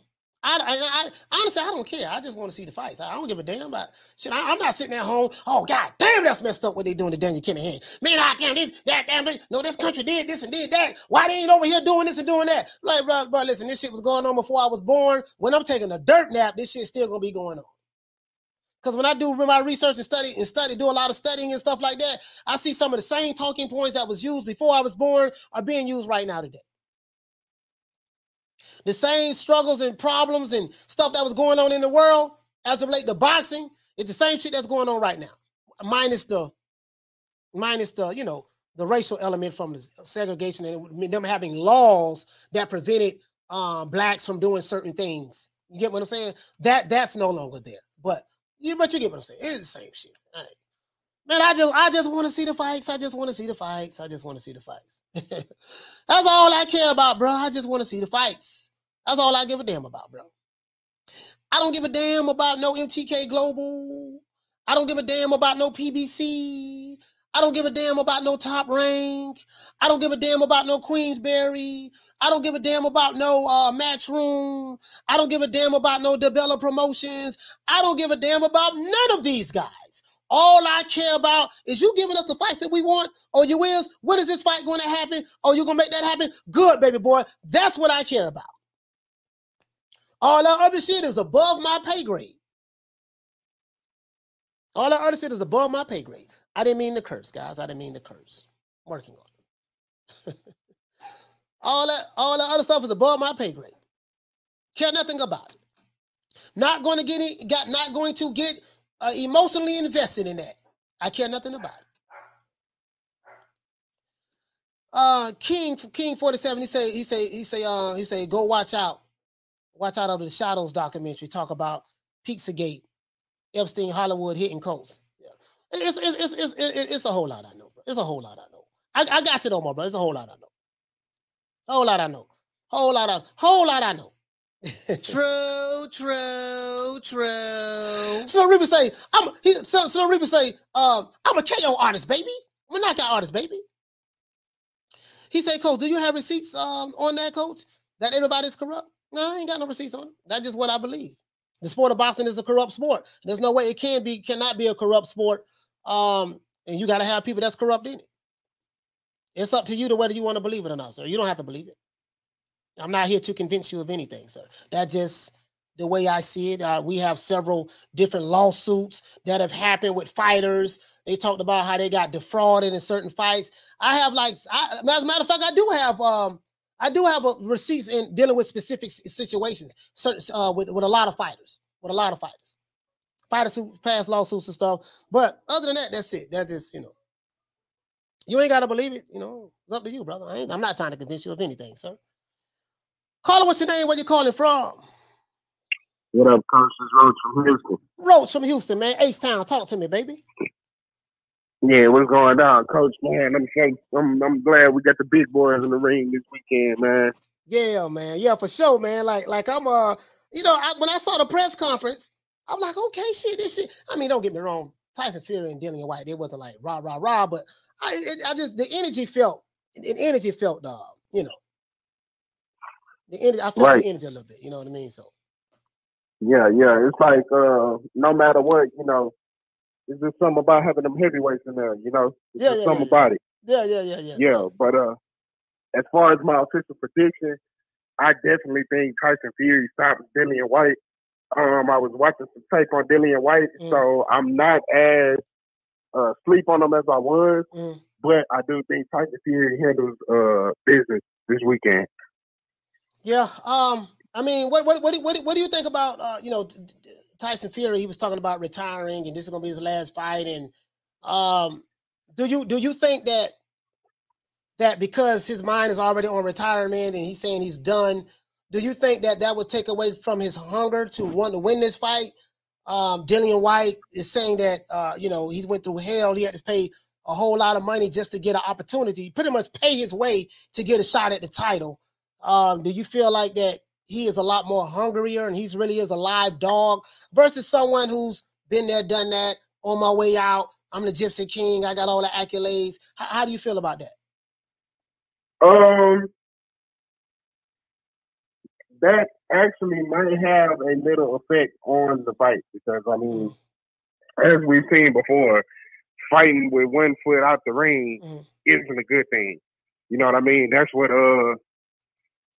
gets you dropped twice in the 10th round, like Sean Porter. You know what I mean? Or, stuff like that. When people are just kind of not really in the fight, that definitely has an effect on it. So, with that being said, that might actually sway what happens in the fight. I guess we just got to wait and see what happens.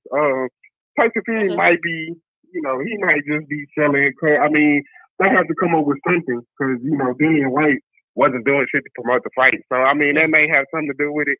Tyson Fury is such I don't know. He sets traps and shit. So, you can't really trust what he says that much. Yeah, you can't. But shout out to you, Coach. I'm also looking forward to that Daniel Kanihan Netflix movie or something that we're going to get in a couple years. But shout out to you, man. I'm about to get back to listening to stuff, man. All right, shout out to my brother Rose, man. Yes,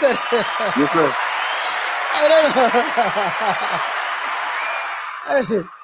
Hey, man, he said, what 50 Dream Team? He said, Coach, what's up, baby? What's happening, fam? To this day. Really, though? True.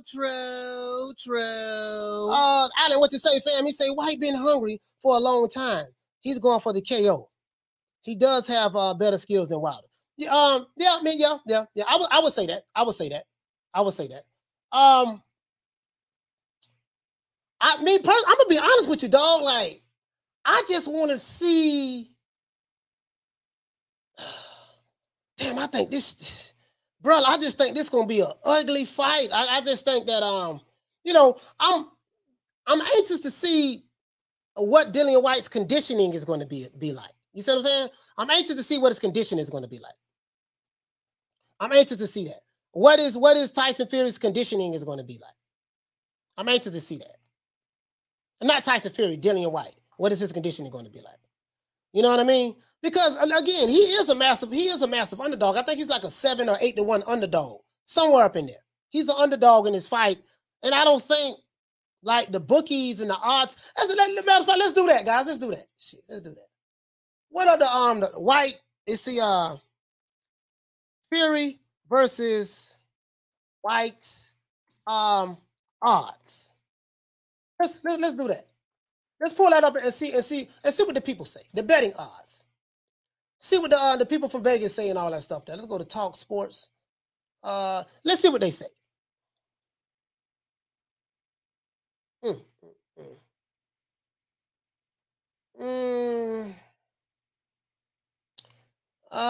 Damn, it's not saying it here. Talk Sports ain't saying that. I need to go to like a Vegas.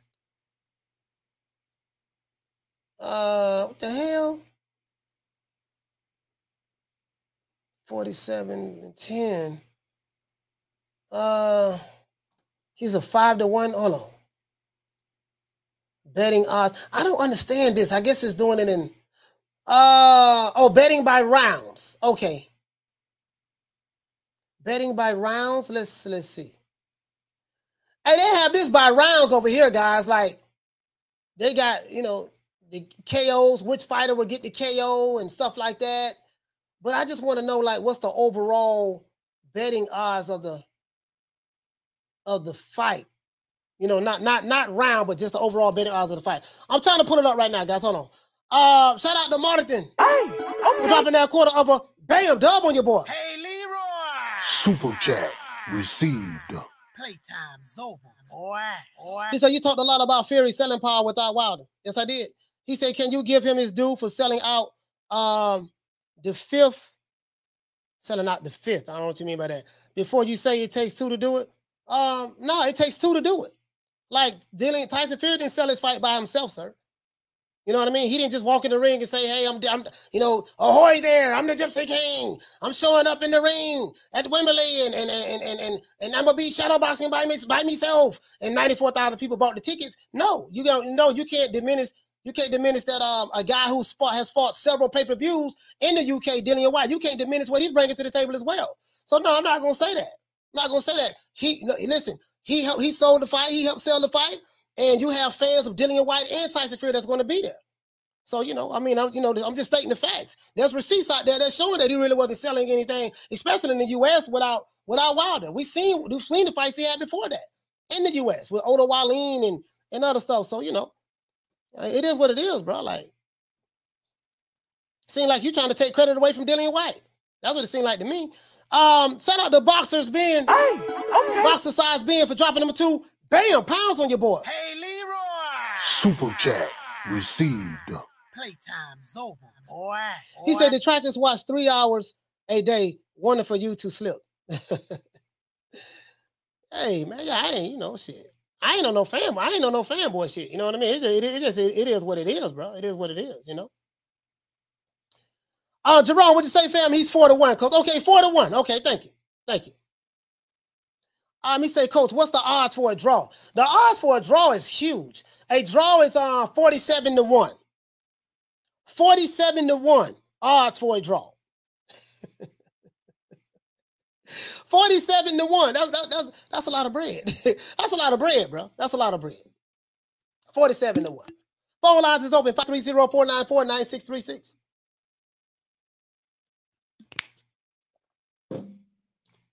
Malcolm Rope said, he said, coach, I don't know what's funnier.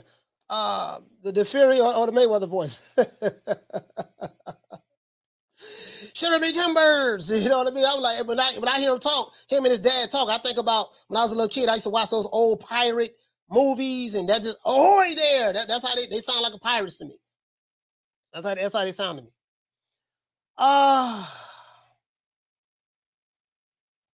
Martin Ramos, what's up, man? He say, salute, coach, my brother. Salute to you, fam. Salute to you, fam.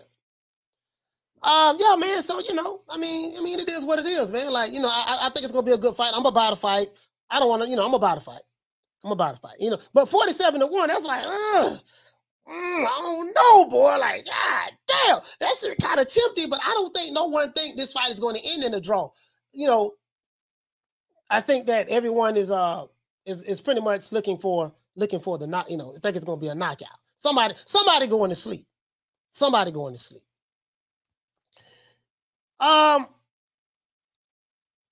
This book right here, guys. See the name of the author? His name is Mark Morgan.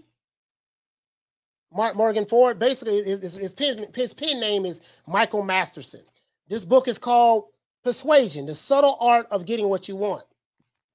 Well, you know, I bought this book from this guy at a workshop, and he's a copywriter. He's a multimillionaire. He makes money just from writing. And I learned a lot from this book. I learned a lot from going to copywriting school, so I understand headlines and stuff like that. What the person is trying to convey when they write certain headlines and stuff, and a lot of shit I know. You know what I mean? So, you know how mass manipulation works and stuff like that. Very familiar with that. Jaime, what you say, family? Say, coach, I like the odds on the draw. Tempting, bro. Yeah, it is tempting though. It is tempting. 47-1. You might want to place like 100 pounds on that. Shit, just in case. Just in case. And check this out. Hold on, I'm going to show you guys something. They have here on this one, oddschecker.com. Check this out. Y'all going to trip on this. Oddschecker.com. Win market 13-3. 3-13. Draw 47-1. Dillian Whyte 47 out of 10. Okay, let's continue here. They have this by rounds too. 1 in 5 odds, I guess, of Fury winning in the first round. Is it 1 through 12? I think this is 1 through 12. Yeah. You guys probably want to check it out. I'm not a professional gambler, so, and I think it. Oh, these are the different, I guess, the different gambling spots you can go to. Oh, here it goes. Here it goes right here. Here we go right here. Now, round 1, it says if Fury, I guess they're betting. See, this is something my cousin would be interested in. They're betting by the rounds. 50, you know, Dillian Whyte, let's see, Tyson Fury has, 50-1 odds. Round 1, is that by knockout? 25-1 odds by round 3. It says round betting. Betting by round. Betting by the round. Okay. Yeah, they got all kind of different combinations on this stuff here, man. I don't know, man. Shit. I don't know, man. Y'all, you professional gamblers can check that out. And that's just one site. That's oddschecker.com. There's a bunch of sites you can go out there with. That's a bunch of sites you can go out there with. Let's see what we got. Kelly Malia, he say 2 years training for this fight, coach.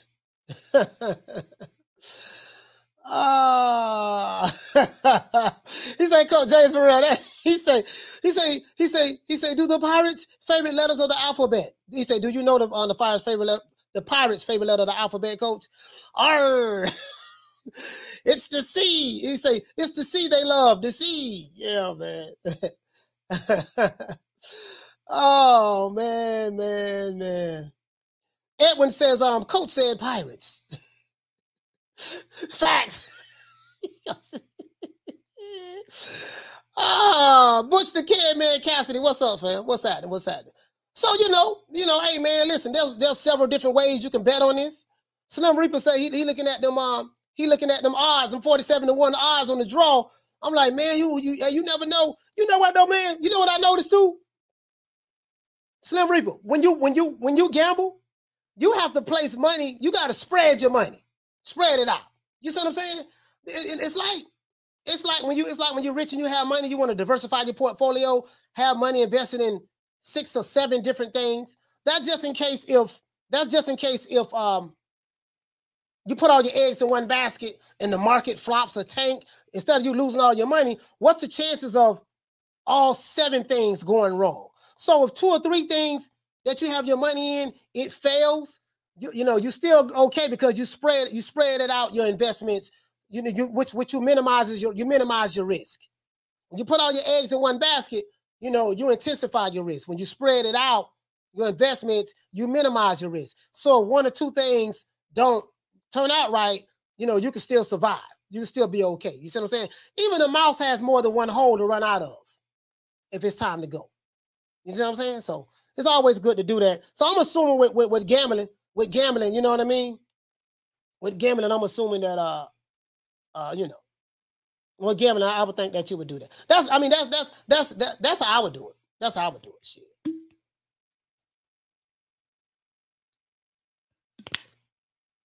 That's how I would do it. You see what I'm saying?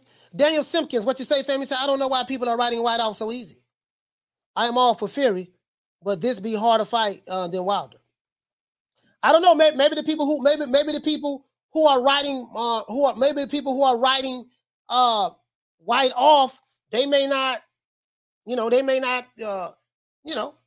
just think highly of Fury based on his performances against Wilder, and they may just think that less of White. You see what I'm saying? So, the good news is the only way we're going to find out is when the fight starts. Shout out to Martin. He says, thoughts on the press conference, Coach. I like the press conference. Martin, I like the press conference. I thought of course they had the little skirmish at the end with John Fury. John Fury is something else. Got the little skirmish at the end with John Fury, but him and Dean White. But other than that, yeah, man, I like the press conference. I was shocked that Tyson Fury showed Dillian Whyte so much respect. Because with Wilder, he was just clowning Wilder. You know what I mean? But I think maybe he was clowning Wilder because Wilder made it something other than what it should have been. And then we know the end result of that. But with Dillian Whyte just didn't engage in any of the bullshit. He just wasn't there for the, he wasn't there for to help promote the fight in certain parts. And he just wasn't there for the BS. And I was shocked that Fury didn't call him, you big dosa, you shit house, you's a shit house, you big dosa. That's not a man born for me pappy's loins that can defeat the Gypsy King. That's not a man born alive. Oh, I thought he was going to say all of that. He didn't say none of that. I was shocked that he was so respectful. I was shocked for that. Shout out to Ruben Gutierrez. He say, Bomb Squad. To this day. Really though. True. Shout out to Bomb Squad. Salute the Ruben, man. You get what I'm saying though? So I guess when you gambling, because this is how I would look at it from an investor standpoint. Diversify your portfolio. Nigga, I'm gonna bet on the draw. I'm gonna bet on the, I'm gonna bet on the rounds. I'm gonna bet on the knockout for each fighter. I'm gonna bet on, just whatever options you have. Diversify. You see what I'm saying? To mitigate. The mitigate it. You see what I'm saying? Slim Reaper, what you say, fam? He said, I ain't rich, coach. I better split that instead. Split that 100 instead. I don't know, man. I don't know. AI, what you say, fam? He say, what's the UK canceling fight because boxer go in the sauna? What the hell rules are that? I don't know nothing. I don't know nothing about that. Yeah. Tony Kelly, what you say, fam? He say, Coach, I'm putting a few quid on a draw. Hey, you might as well. You know what I mean? You might as well. You know what I mean? He said, Coach, would you square up on John Fury? I mean, for what? Shit, he too big for me. But I mean, nah, I won't square up on anybody. As long as they ain't messing with me. You know what I mean? Now they messing with me, I'm gonna do what I gotta do. But I ain't got no beef. I ain't got no beef with John Fury. He ain't fucking with me, so. Al BF, what you say, fam? He say Fury is careful because he's on that list. On that list? Okay. James Burrell, he said, how we ain't got a Captain Crunch sponsorship? Pugilism, what you say, fam? He said Fury already softening Whyte gut with the tickle. Okay. So you think that Fury's just, you know, he playing a nice guy role, but in deep down inside, he's just trying to, you know, Dillian Whyte said he wasn't going for that though. He said, man, I don't care what he's doing. I ain't thinking about that. Saturday, we got to fight. I've spent a whole lot of money just to try to get a shot at the title. You know, he pretty much had to buy his way to get a shot at the title. I don't know what the WBC doesn't like about Dillian Whyte, boy, but god damn. You know, he had to buy his way to pretty much get a shot at the title. So, you know, it is what it is. It is what it is. You see what I'm saying? If you're new to the channel, please subscribe, hit the like button. So I don't think Dillian Whyte is going to fall for anything. Like right now, he like, this is my only shot, and I won't probably get another shot. And he probably won't get another shot with the WBC based on how long it took him. It took him since 1982 to get a shot at the title, and he had to spend, you know, rumor sources say he had to spend, you know, $500 million with Mauricio Suleiman just to be able to get to a press conference for a title fight. So, and of course I'm being facetious. So, you know, I just think that he gonna fight like his life depends on it. I think he gonna fight like this life depends on it. Hey, Smith and West, what you say, fam? I took Whyte round 7 through 9 at a plus 1600. What? Oh, boy, you got this, Smith and West. Boy, you got what? Whyte plus 1600? Oh, okay. All right. Shit. Oh, boy, oh no, boy. Boy, oh no, Douglas Duran. He said not according to Mayweather. Okay. All right. I don't know, boy. I don't know. Boxing Soldiers, what you say, fam? He say Fury would knock the up. He say knock the up Dillian. Okay. He would knock. So you saying Fury would knock Dillian Whyte out, right? Okay.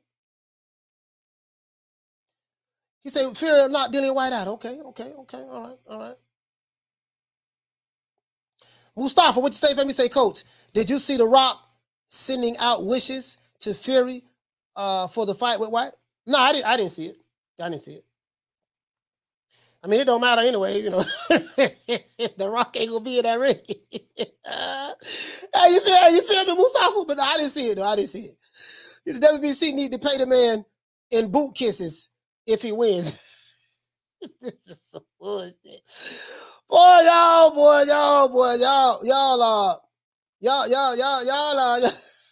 I would say, is it safe to say, Daniel, that you are a diehard Dillian Whyte fan? Is it safe to say that, sir? He said, Dillian looks lean as F, coach. Videos of his coaches had him doing some good foot movement. You know, this is what I was talking about. I said his footwork is not crazy. He doesn't have the best footwork in the world. And some fighting on the back foot. Okay. I think they may surprise some people. All right, we'll see. We'll see how it works out.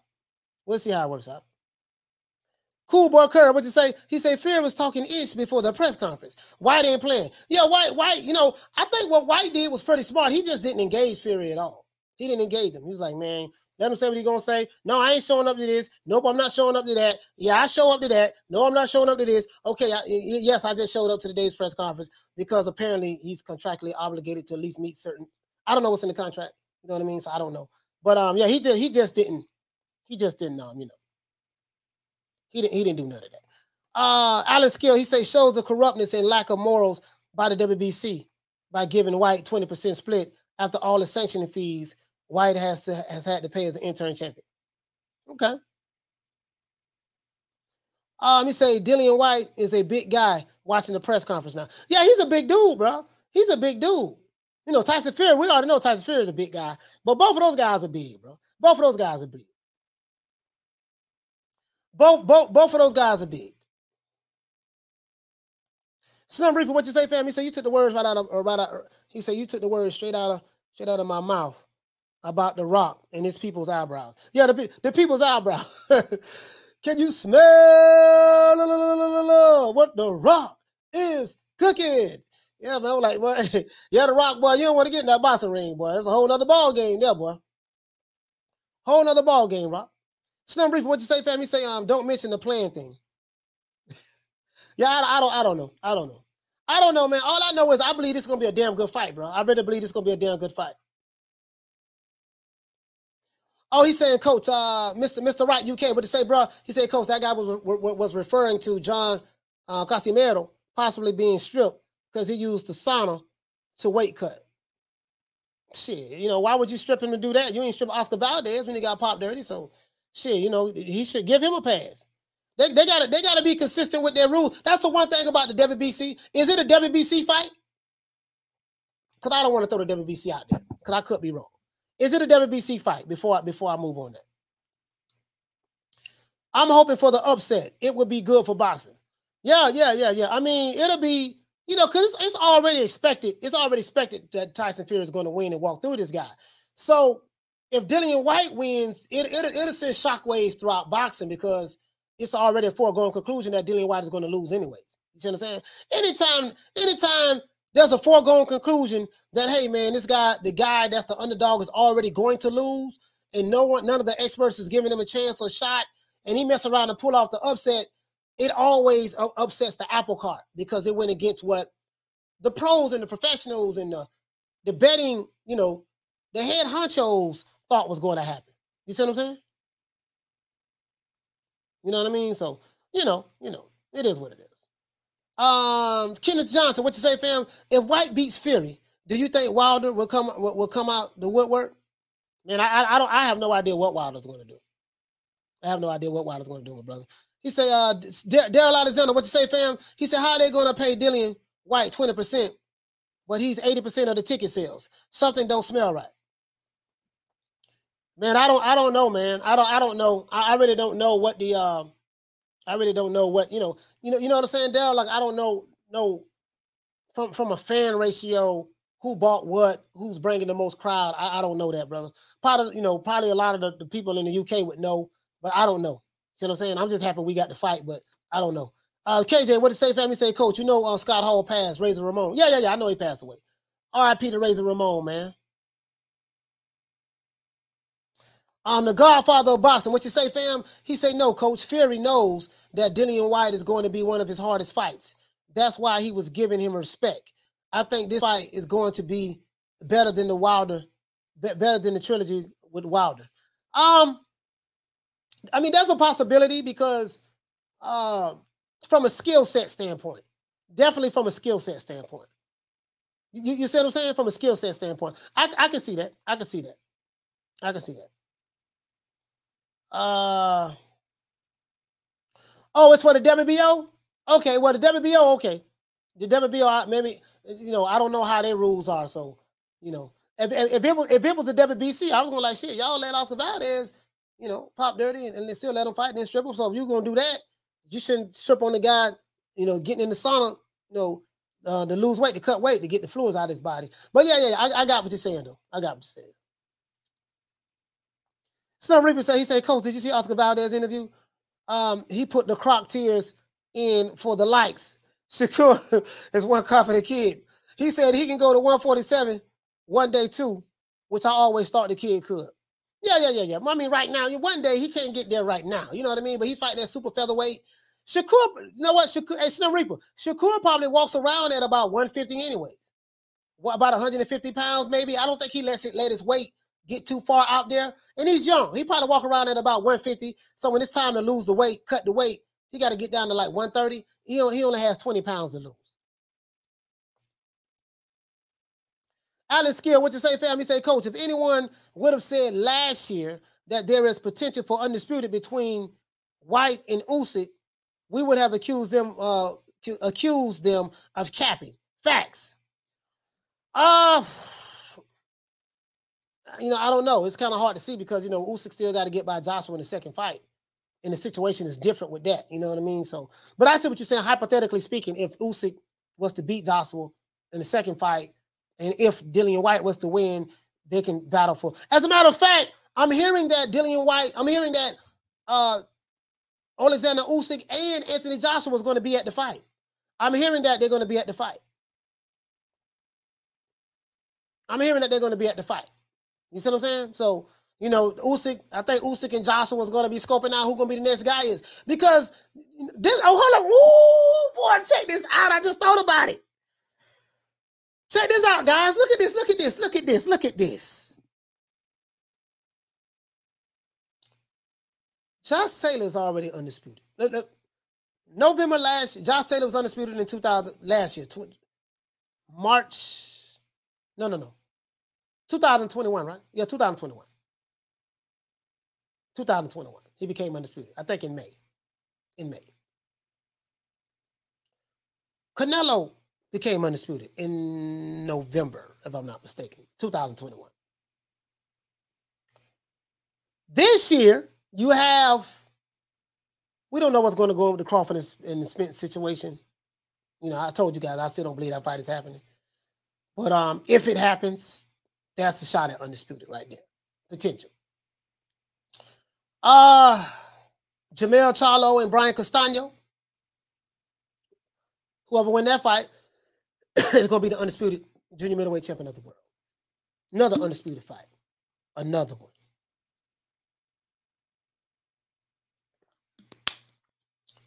Savannah Marshall.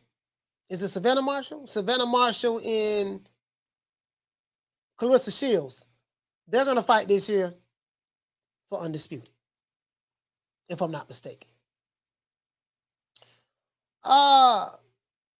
Killer Cam and what's my brother from the Bay Area, from Oakland, Devin Haney is fighting for undisputed.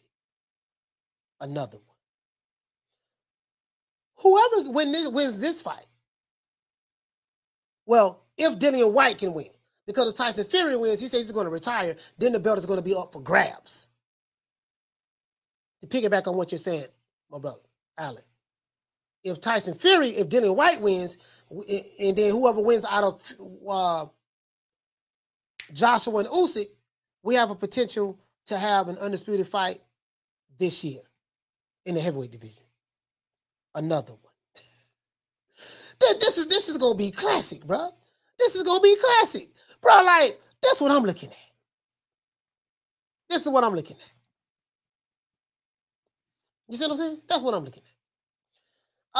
He said, I'm surprised T.O. didn't get a gift decision in the Cambosos fight. Yeah, me too. But you know what? Sometimes when you're fighting someone in their own country, when the beatdown is so one-sided, and it was pretty much a one-sided beatdown outside of Cambosos getting knocked down. Sometimes they get it right. But you're right. I was surprised as well. He said, Coach, do you think Fury Whyte going to do good numbers in the States? No, they're not going to do no numbers at all. People in the States don't even, you know, Bernard, let's be honest. A lot of people in the States don't even know anything of that this fight is happening. People who are boxing fans. Because, shit, Bob Arum didn't promote this fight in the U.S. You ain't seen no commercials or nothing going around on ESPN about this fight. I don't watch ESPN. I don't watch television, right? So you don't hear, bro, like I be in the barbershops. Go to my family outings and stuff like that. They don't even know nothing about that. Oh, yeah, I forgot. Oh, yeah, they supposed to be fighting. Oh, I didn't even know they was fighting. The only thing they know about Tyson Fury is he fought Deontay Wilder. I'm just saying, like, people in the urban community and stuff like that, in the barbershops that I go to and stuff like that. You see what I'm saying? So, that fight ain't going to do shit over here. It's going to do numbers in the UK. But over here, they not, they're not, I'm just being honest, bro. He said, I don't know. Ask yourself this question.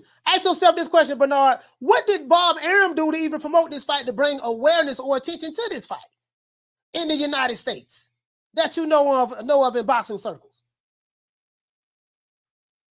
Because the other content creators, the ones who are pro PBC and certain fighters that do interviews with them, they ain't really been talking about it. And boxing, YouTube, the boxing content creation in boxing is very small. It's not big. The boxing niche, however you want to say it, it's very small. And the mainstream media ain't been talking about it. So you get what I'm saying? There's really nothing to, He said, I don't know. I think Wilder and Fury saga was good for the narratives, the ups and the downs. Fury Whyte won't be, but it will be better. It will be better. He said it will be a better one. Off fight. Was it one-off fight? But not as remembered as Wilder Fury 3. Yeah. Wilder Fury 3 was very memorable because of all of the lies that was told by certain boxing communities and Wilder himself. A lot of the lies.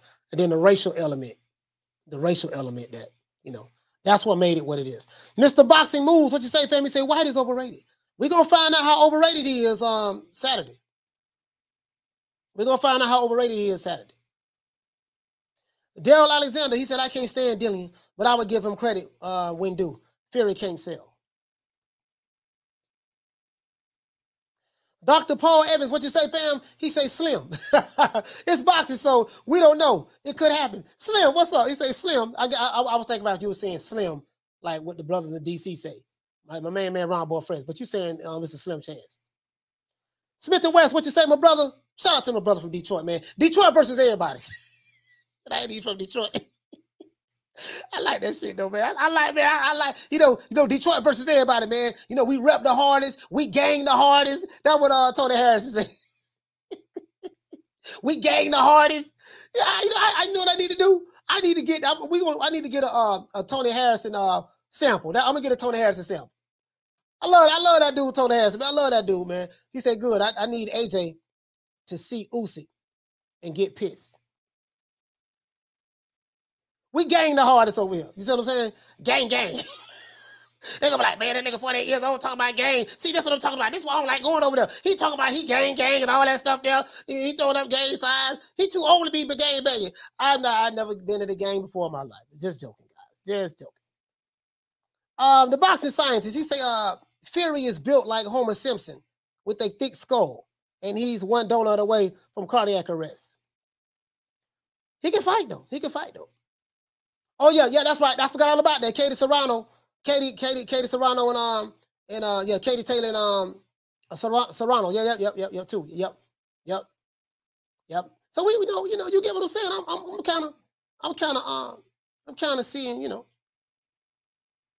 I'm feeling this right now. Right now, you know, it seems like the promoters are getting it right. The promoters are getting it right. Like, you know, we on their neck when they're wrong, but when they're right, you know, we got to give them credit. Seems like they're getting it right with some of these fights, man. I can't, you know, the PBC put on a phenomenal card, in my opinion, last week. I hear that this card with Tyson Fury and Dillian Whyte, I hear that the undercard is trash. For what I've been hearing from a lot of people, it's trash. And I saw the undercard. Bro, they got Tommy Fury on it. Is it Tommy Fury? Tommy Fury on there.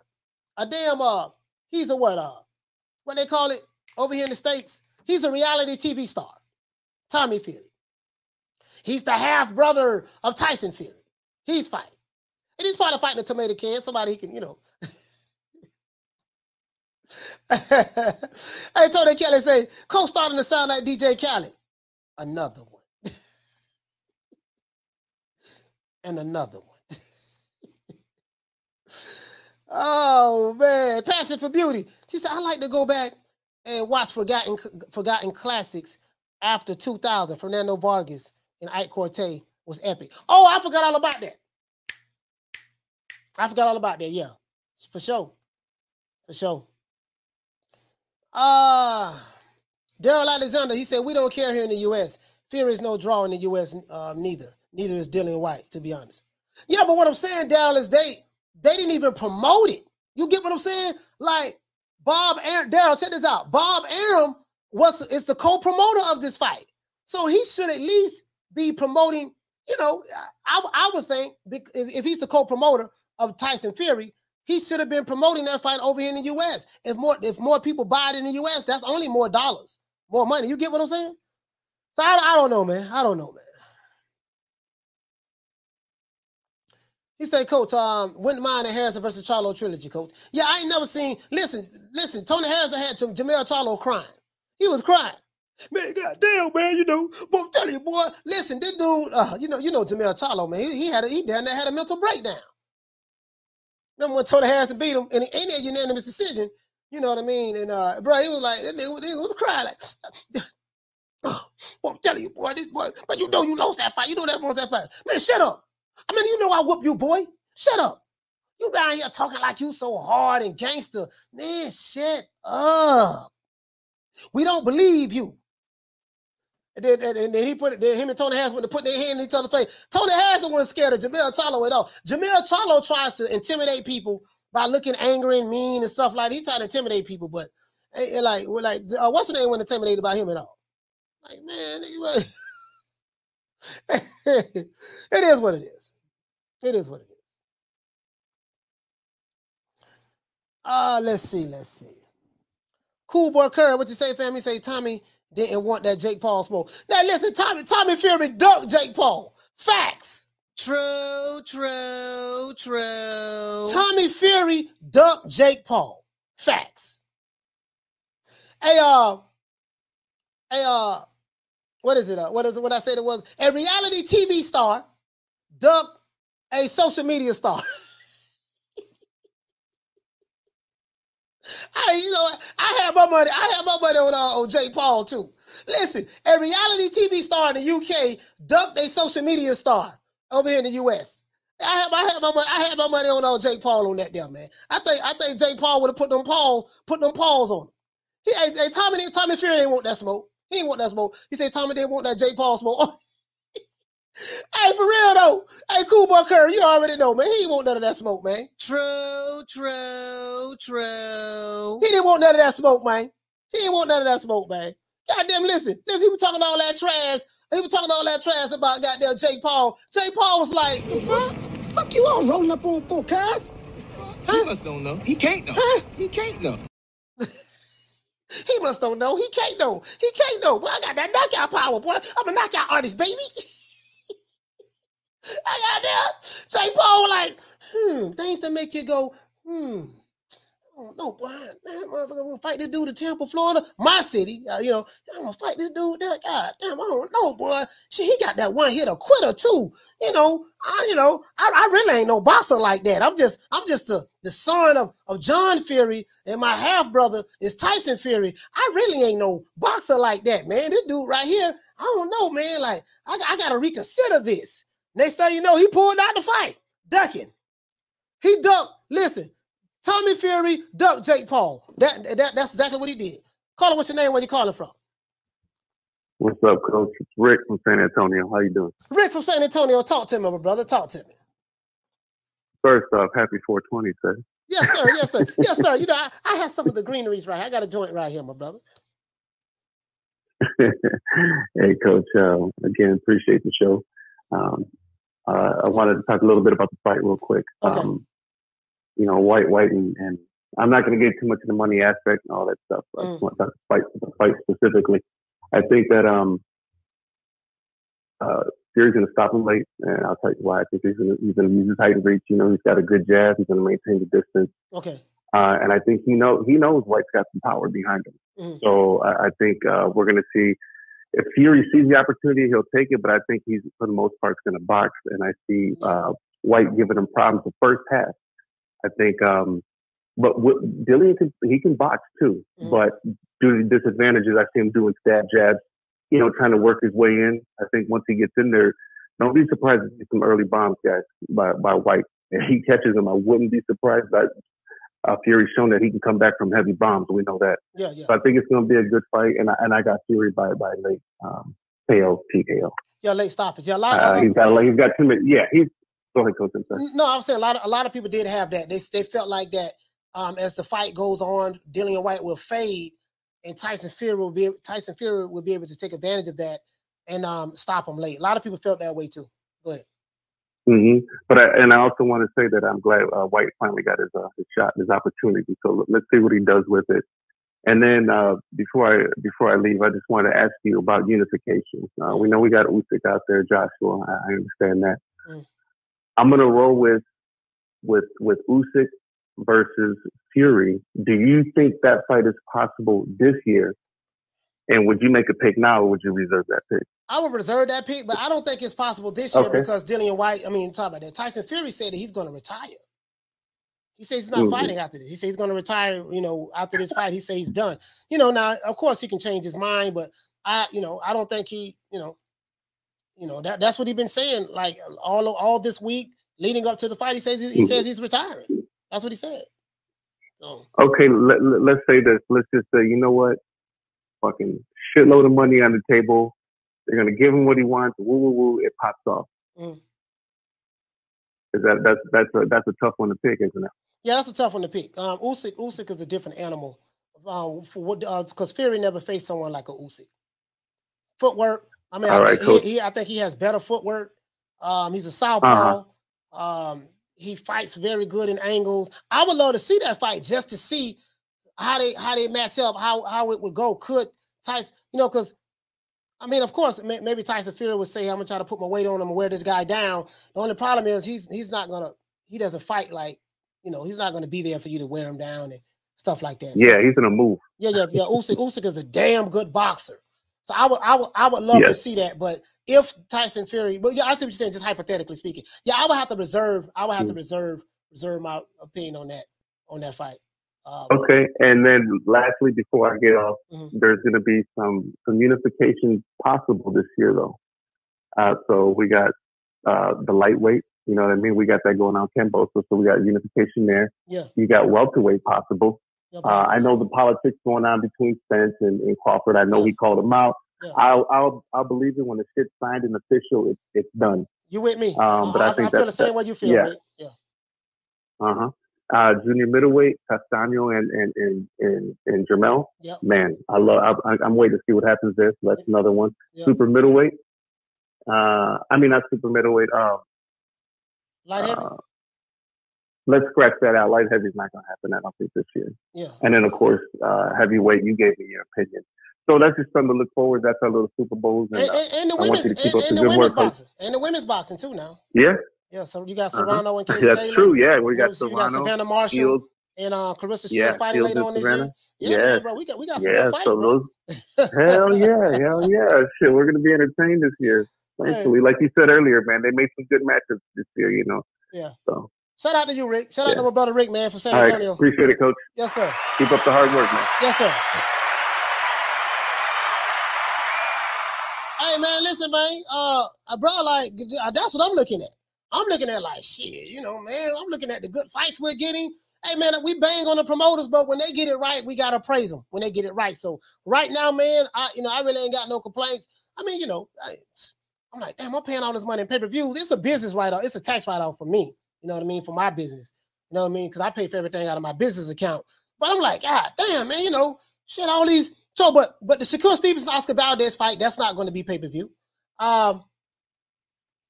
Amanda Serrano and Katie Taylor, that's not going to be pay-per-view. I think that's just going to be on the zone. Brian Castaño and Jamel Charlo, that's not going to be pay-per-view. Okay. It's some good fights that's coming up. I don't think they're going to be pay-per-view. They're not going to be pay-per-view. You see what I'm saying?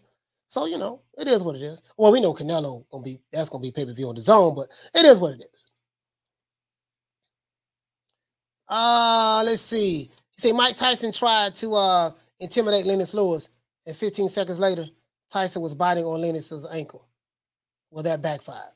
Yeah, that was in 2002? Yeah, Tyson was done. Tyson was done at that time. But hey, Lennox heavyweight of that era. I didn't when Lennox was the champion, when Lennox was boxing, I did not like Lennox Lewis at all. Because I was pro Mike Tyson. And in the hood, everybody loved Mike Tyson.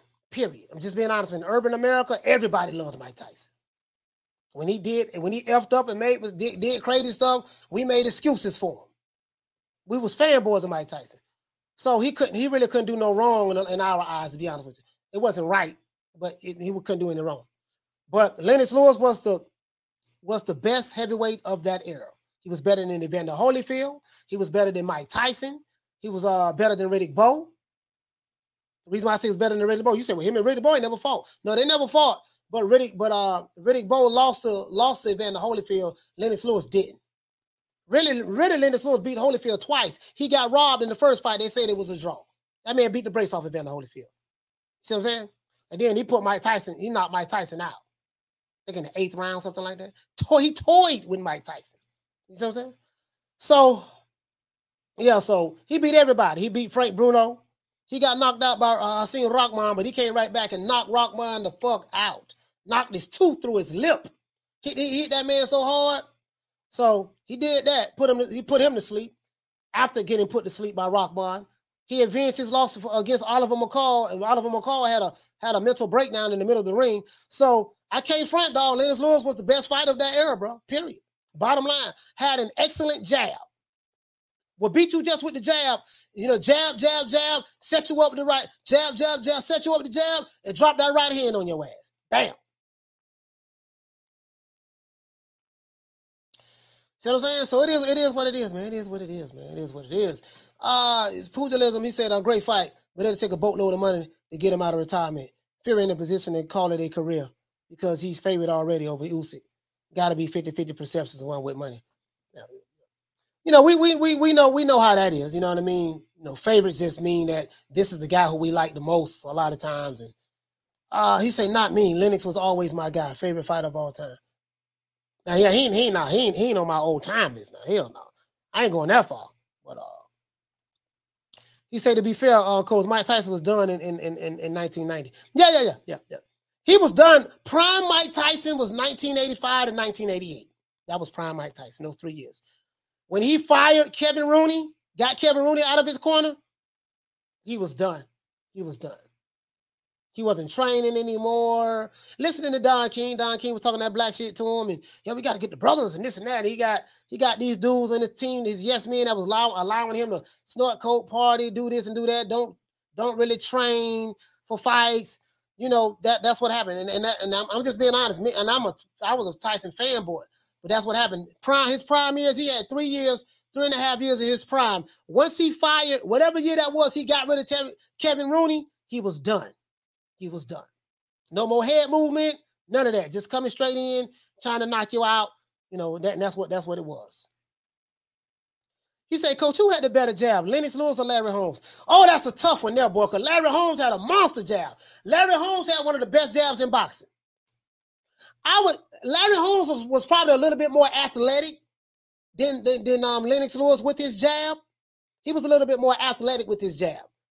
Lennox Lewis was more front foot dominant, put my weight on behind the punch. Larry Holmes was more, he kept a stiff jab in your face, but he used to move around with it as well when he fought pressure fighters. So, I really can't compare the two. They had, they kind of had different styles, to be honest with you. But if you just asking for a jab, I don't know, man. That's a tough one, bro. Larry Holmes and Lennox. I mean, you could make an argument for maybe Lennox Lewis, but Larry Holmes had a monster jab. I would think that Lennox Lewis had more of a powerful jab, in my opinion. Rob Rib shows. I would think he had more of a powerful jab. No, Lennox Lewis. Sorry about that. Lennox Lewis had more of a powerful jab. Larry Holmes had more of a faster, quicker jab, stinging jab. You see what I'm saying? If you get what I'm trying to say. If you get what I'm trying to say. If you get what I'm trying to say. I think Lennox had more power behind his jab. Slim Reaper, what you say, fam? You say Larry Holmes was hated for the Ali beating. Yeah, that's why I hated him. I hated Ali. I hated him for that. But if he never fought Ali, he might have been loved, Coach. Yeah, I hated him for beating Ali. You know what I mean? I hated him for beating Ali. I ain't gonna lie. Hated Larry Holmes for beating Ali, but I ended up liking Larry Holmes. Because I used to like him in the late 70s. And then when he fought Ali, I fell out with him. And then, so. Jaime, what you say? He said, Coach, you're right. Lennox was the man of that era. Yes, he was. He beat everybody. He beat everybody. Shit, he beat he beat all of them. And it wasn't his fault that he didn't fight Riddick Bowe. Riddick Bowe ducked him. That's facts. Riddick Bowe threw his belt in the garbage. Refused to fight the man. It's facts. So, shit. Christopher, what you say, fam? He say Larry Holmes had the best jab in the heavyweight boxing history, as far as I'm concerned. He learned from the best Ali. Okay. He says Lewis' jab was more calculated for the return. Larry Holmes' prime would beat Lennox Lewis. Okay. He say Lennox would beat Ali, in my opinion. Okay. He say Larry had a fast, snappy jab. Yep, he did. He say Larry Holmes got robbed in those two Spinks fights. Mr. Ringa, what you say? He say Lewis never beat Jorge Luis Gonzalez. I mean, what? Hold on, let me see something.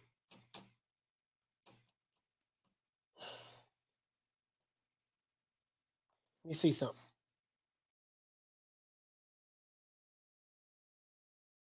Let me pull this up right quick. Lennox Lewis only had what he had? I'm trying to see what was his total fights he had. Okay, Lennox Lewis had 41. He had 41 wins, 32 knockouts. Okay. He only had 2 losses. 2 losses, and he had 1 draw. That was on Evander Holyfield. He had Evander Holyfield. So, he said Mike's cornerman, no end swell in Tokyo. You know, yeah. Mike Tyson was up snorting coke, sleeping with hookers. him and Bobby Brown. So, you know. Let's see. Let's give everybody a round of applause, man.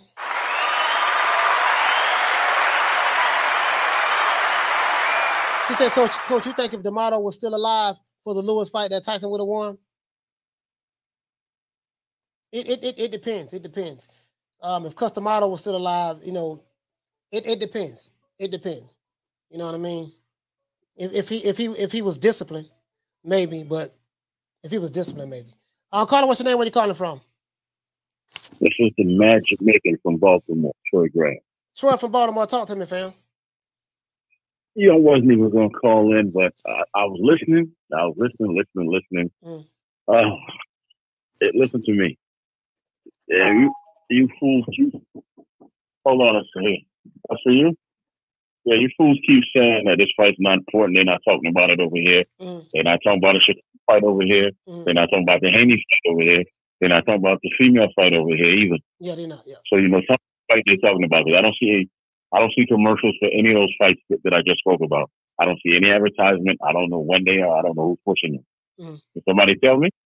No. Okay. We get past that. To say, and then they're saying that Fury is just going to walk through him like, you know, water through a pipe. How? That's none of them could tell you how. They just say it. What are they based it on? How he handled Wilder? And you know what's so funny? Most of the guys that are rooting against White are pro Wilder fans. I can guarantee it. I guarantee. Okay. That being said, Lennox Lewis's jab and Larry Holmes' jab, no comparison. Lennox Lewis had a good jab. Larry Holmes had a great jab. You understand? It saved his title run many a times. When Ernie Schaefer knocked his ass out and everybody thought that he was dead on the campus, he woke up, jab, came back to win. That man's jab is still like the apex. You know, when you study jabs, you go to Larry Holmes. You don't think about Lennox Lewis. As far as Lennox Lewis' career, very good career, but he fought nobody at their best. Not a one. He didn't fight anybody at the top of their game. Not one time. Holyfield, and this is what I'm going to say to you and all the fans, Holyfield is the one that fought everybody at their very best. And I tell you what, boxing... He did fight him in their prime. Boxing history... No, hold on, Coach. You know, boxing history is going to tell you that as a heavyweight, Holyfield accomplished this, and this. And rightfully so, that's what they're going to base the career on. And Lennox Lewis cannot touch his career. He cannot. I understand that he beat him, but okay, someone's going to call in and say, well, you know, Troy, that makes no sense. You know, Lennox Lewis beat Holyfield, and, you know, and he's the better fighter. Well, guess what? Leon Spinks beat Ali. So I guess for the rest of his career, Leon Spinks was the better fighter? Cut it out. Knock it off. No. Let me just explain something. And then Yahoo's saying that you know, White didn't promote the fight. White is a fighter. He's not a promoter. And then last thing, and I'll shut the hell up. Who else right now at heavyweight could you put in White's place and that fight sells like it's selling? Joshua's tied up. Don't tell me Chisora, he's on his twilight. Joseph Parker, no. Any American heavyweights you could put in that slot that White is in right now in the fight sales? No. So to say that Fury did this all by himself, Fury can't sell. He can't sell. He's never been able to sell. Check it out. The only person he's only even sold with is Wilder. Period. Okay. If you take White out of this the fight and put somebody else in there, Fury's name is still in there, but it don't sell. It doesn't. You have a good day, man. All right, shout out to Troy.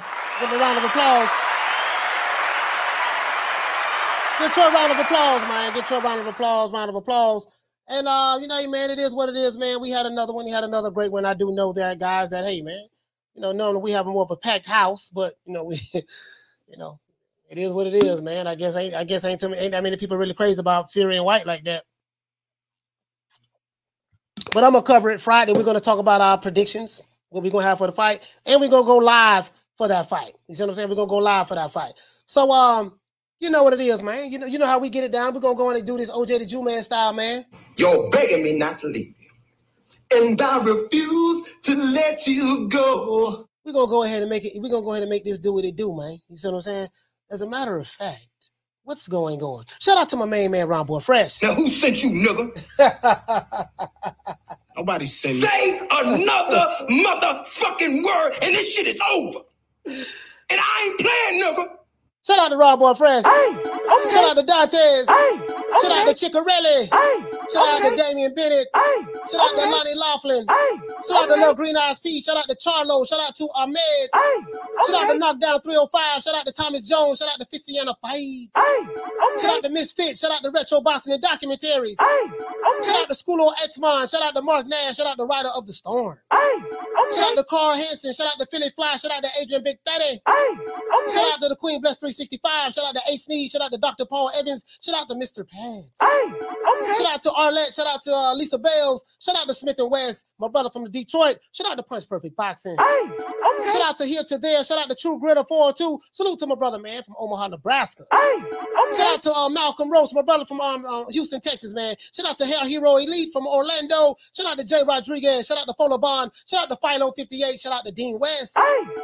Shout out to Jim 82, to Matador. Shout out to Will Sargentson. Salute to Jason Dockery. Shout out to Miguel Chartico. Shout out to Karma Serene. Shout out to Dragon Leg. Shout out to Kathy W. Shout out to Ralph React. Shout out to Ronald Finkley. Shout out to AB Sound. Shout out to Troy Graham from B-More. Shout out to Arnold Moketti. Shout out to Tony Boswell, Bush the Can Man Cassidy. Shout out to my main man, Magic Keep Boxing. Salute to my brother, man, Mark Nash from the ATL. Shout out to Bernard Burton.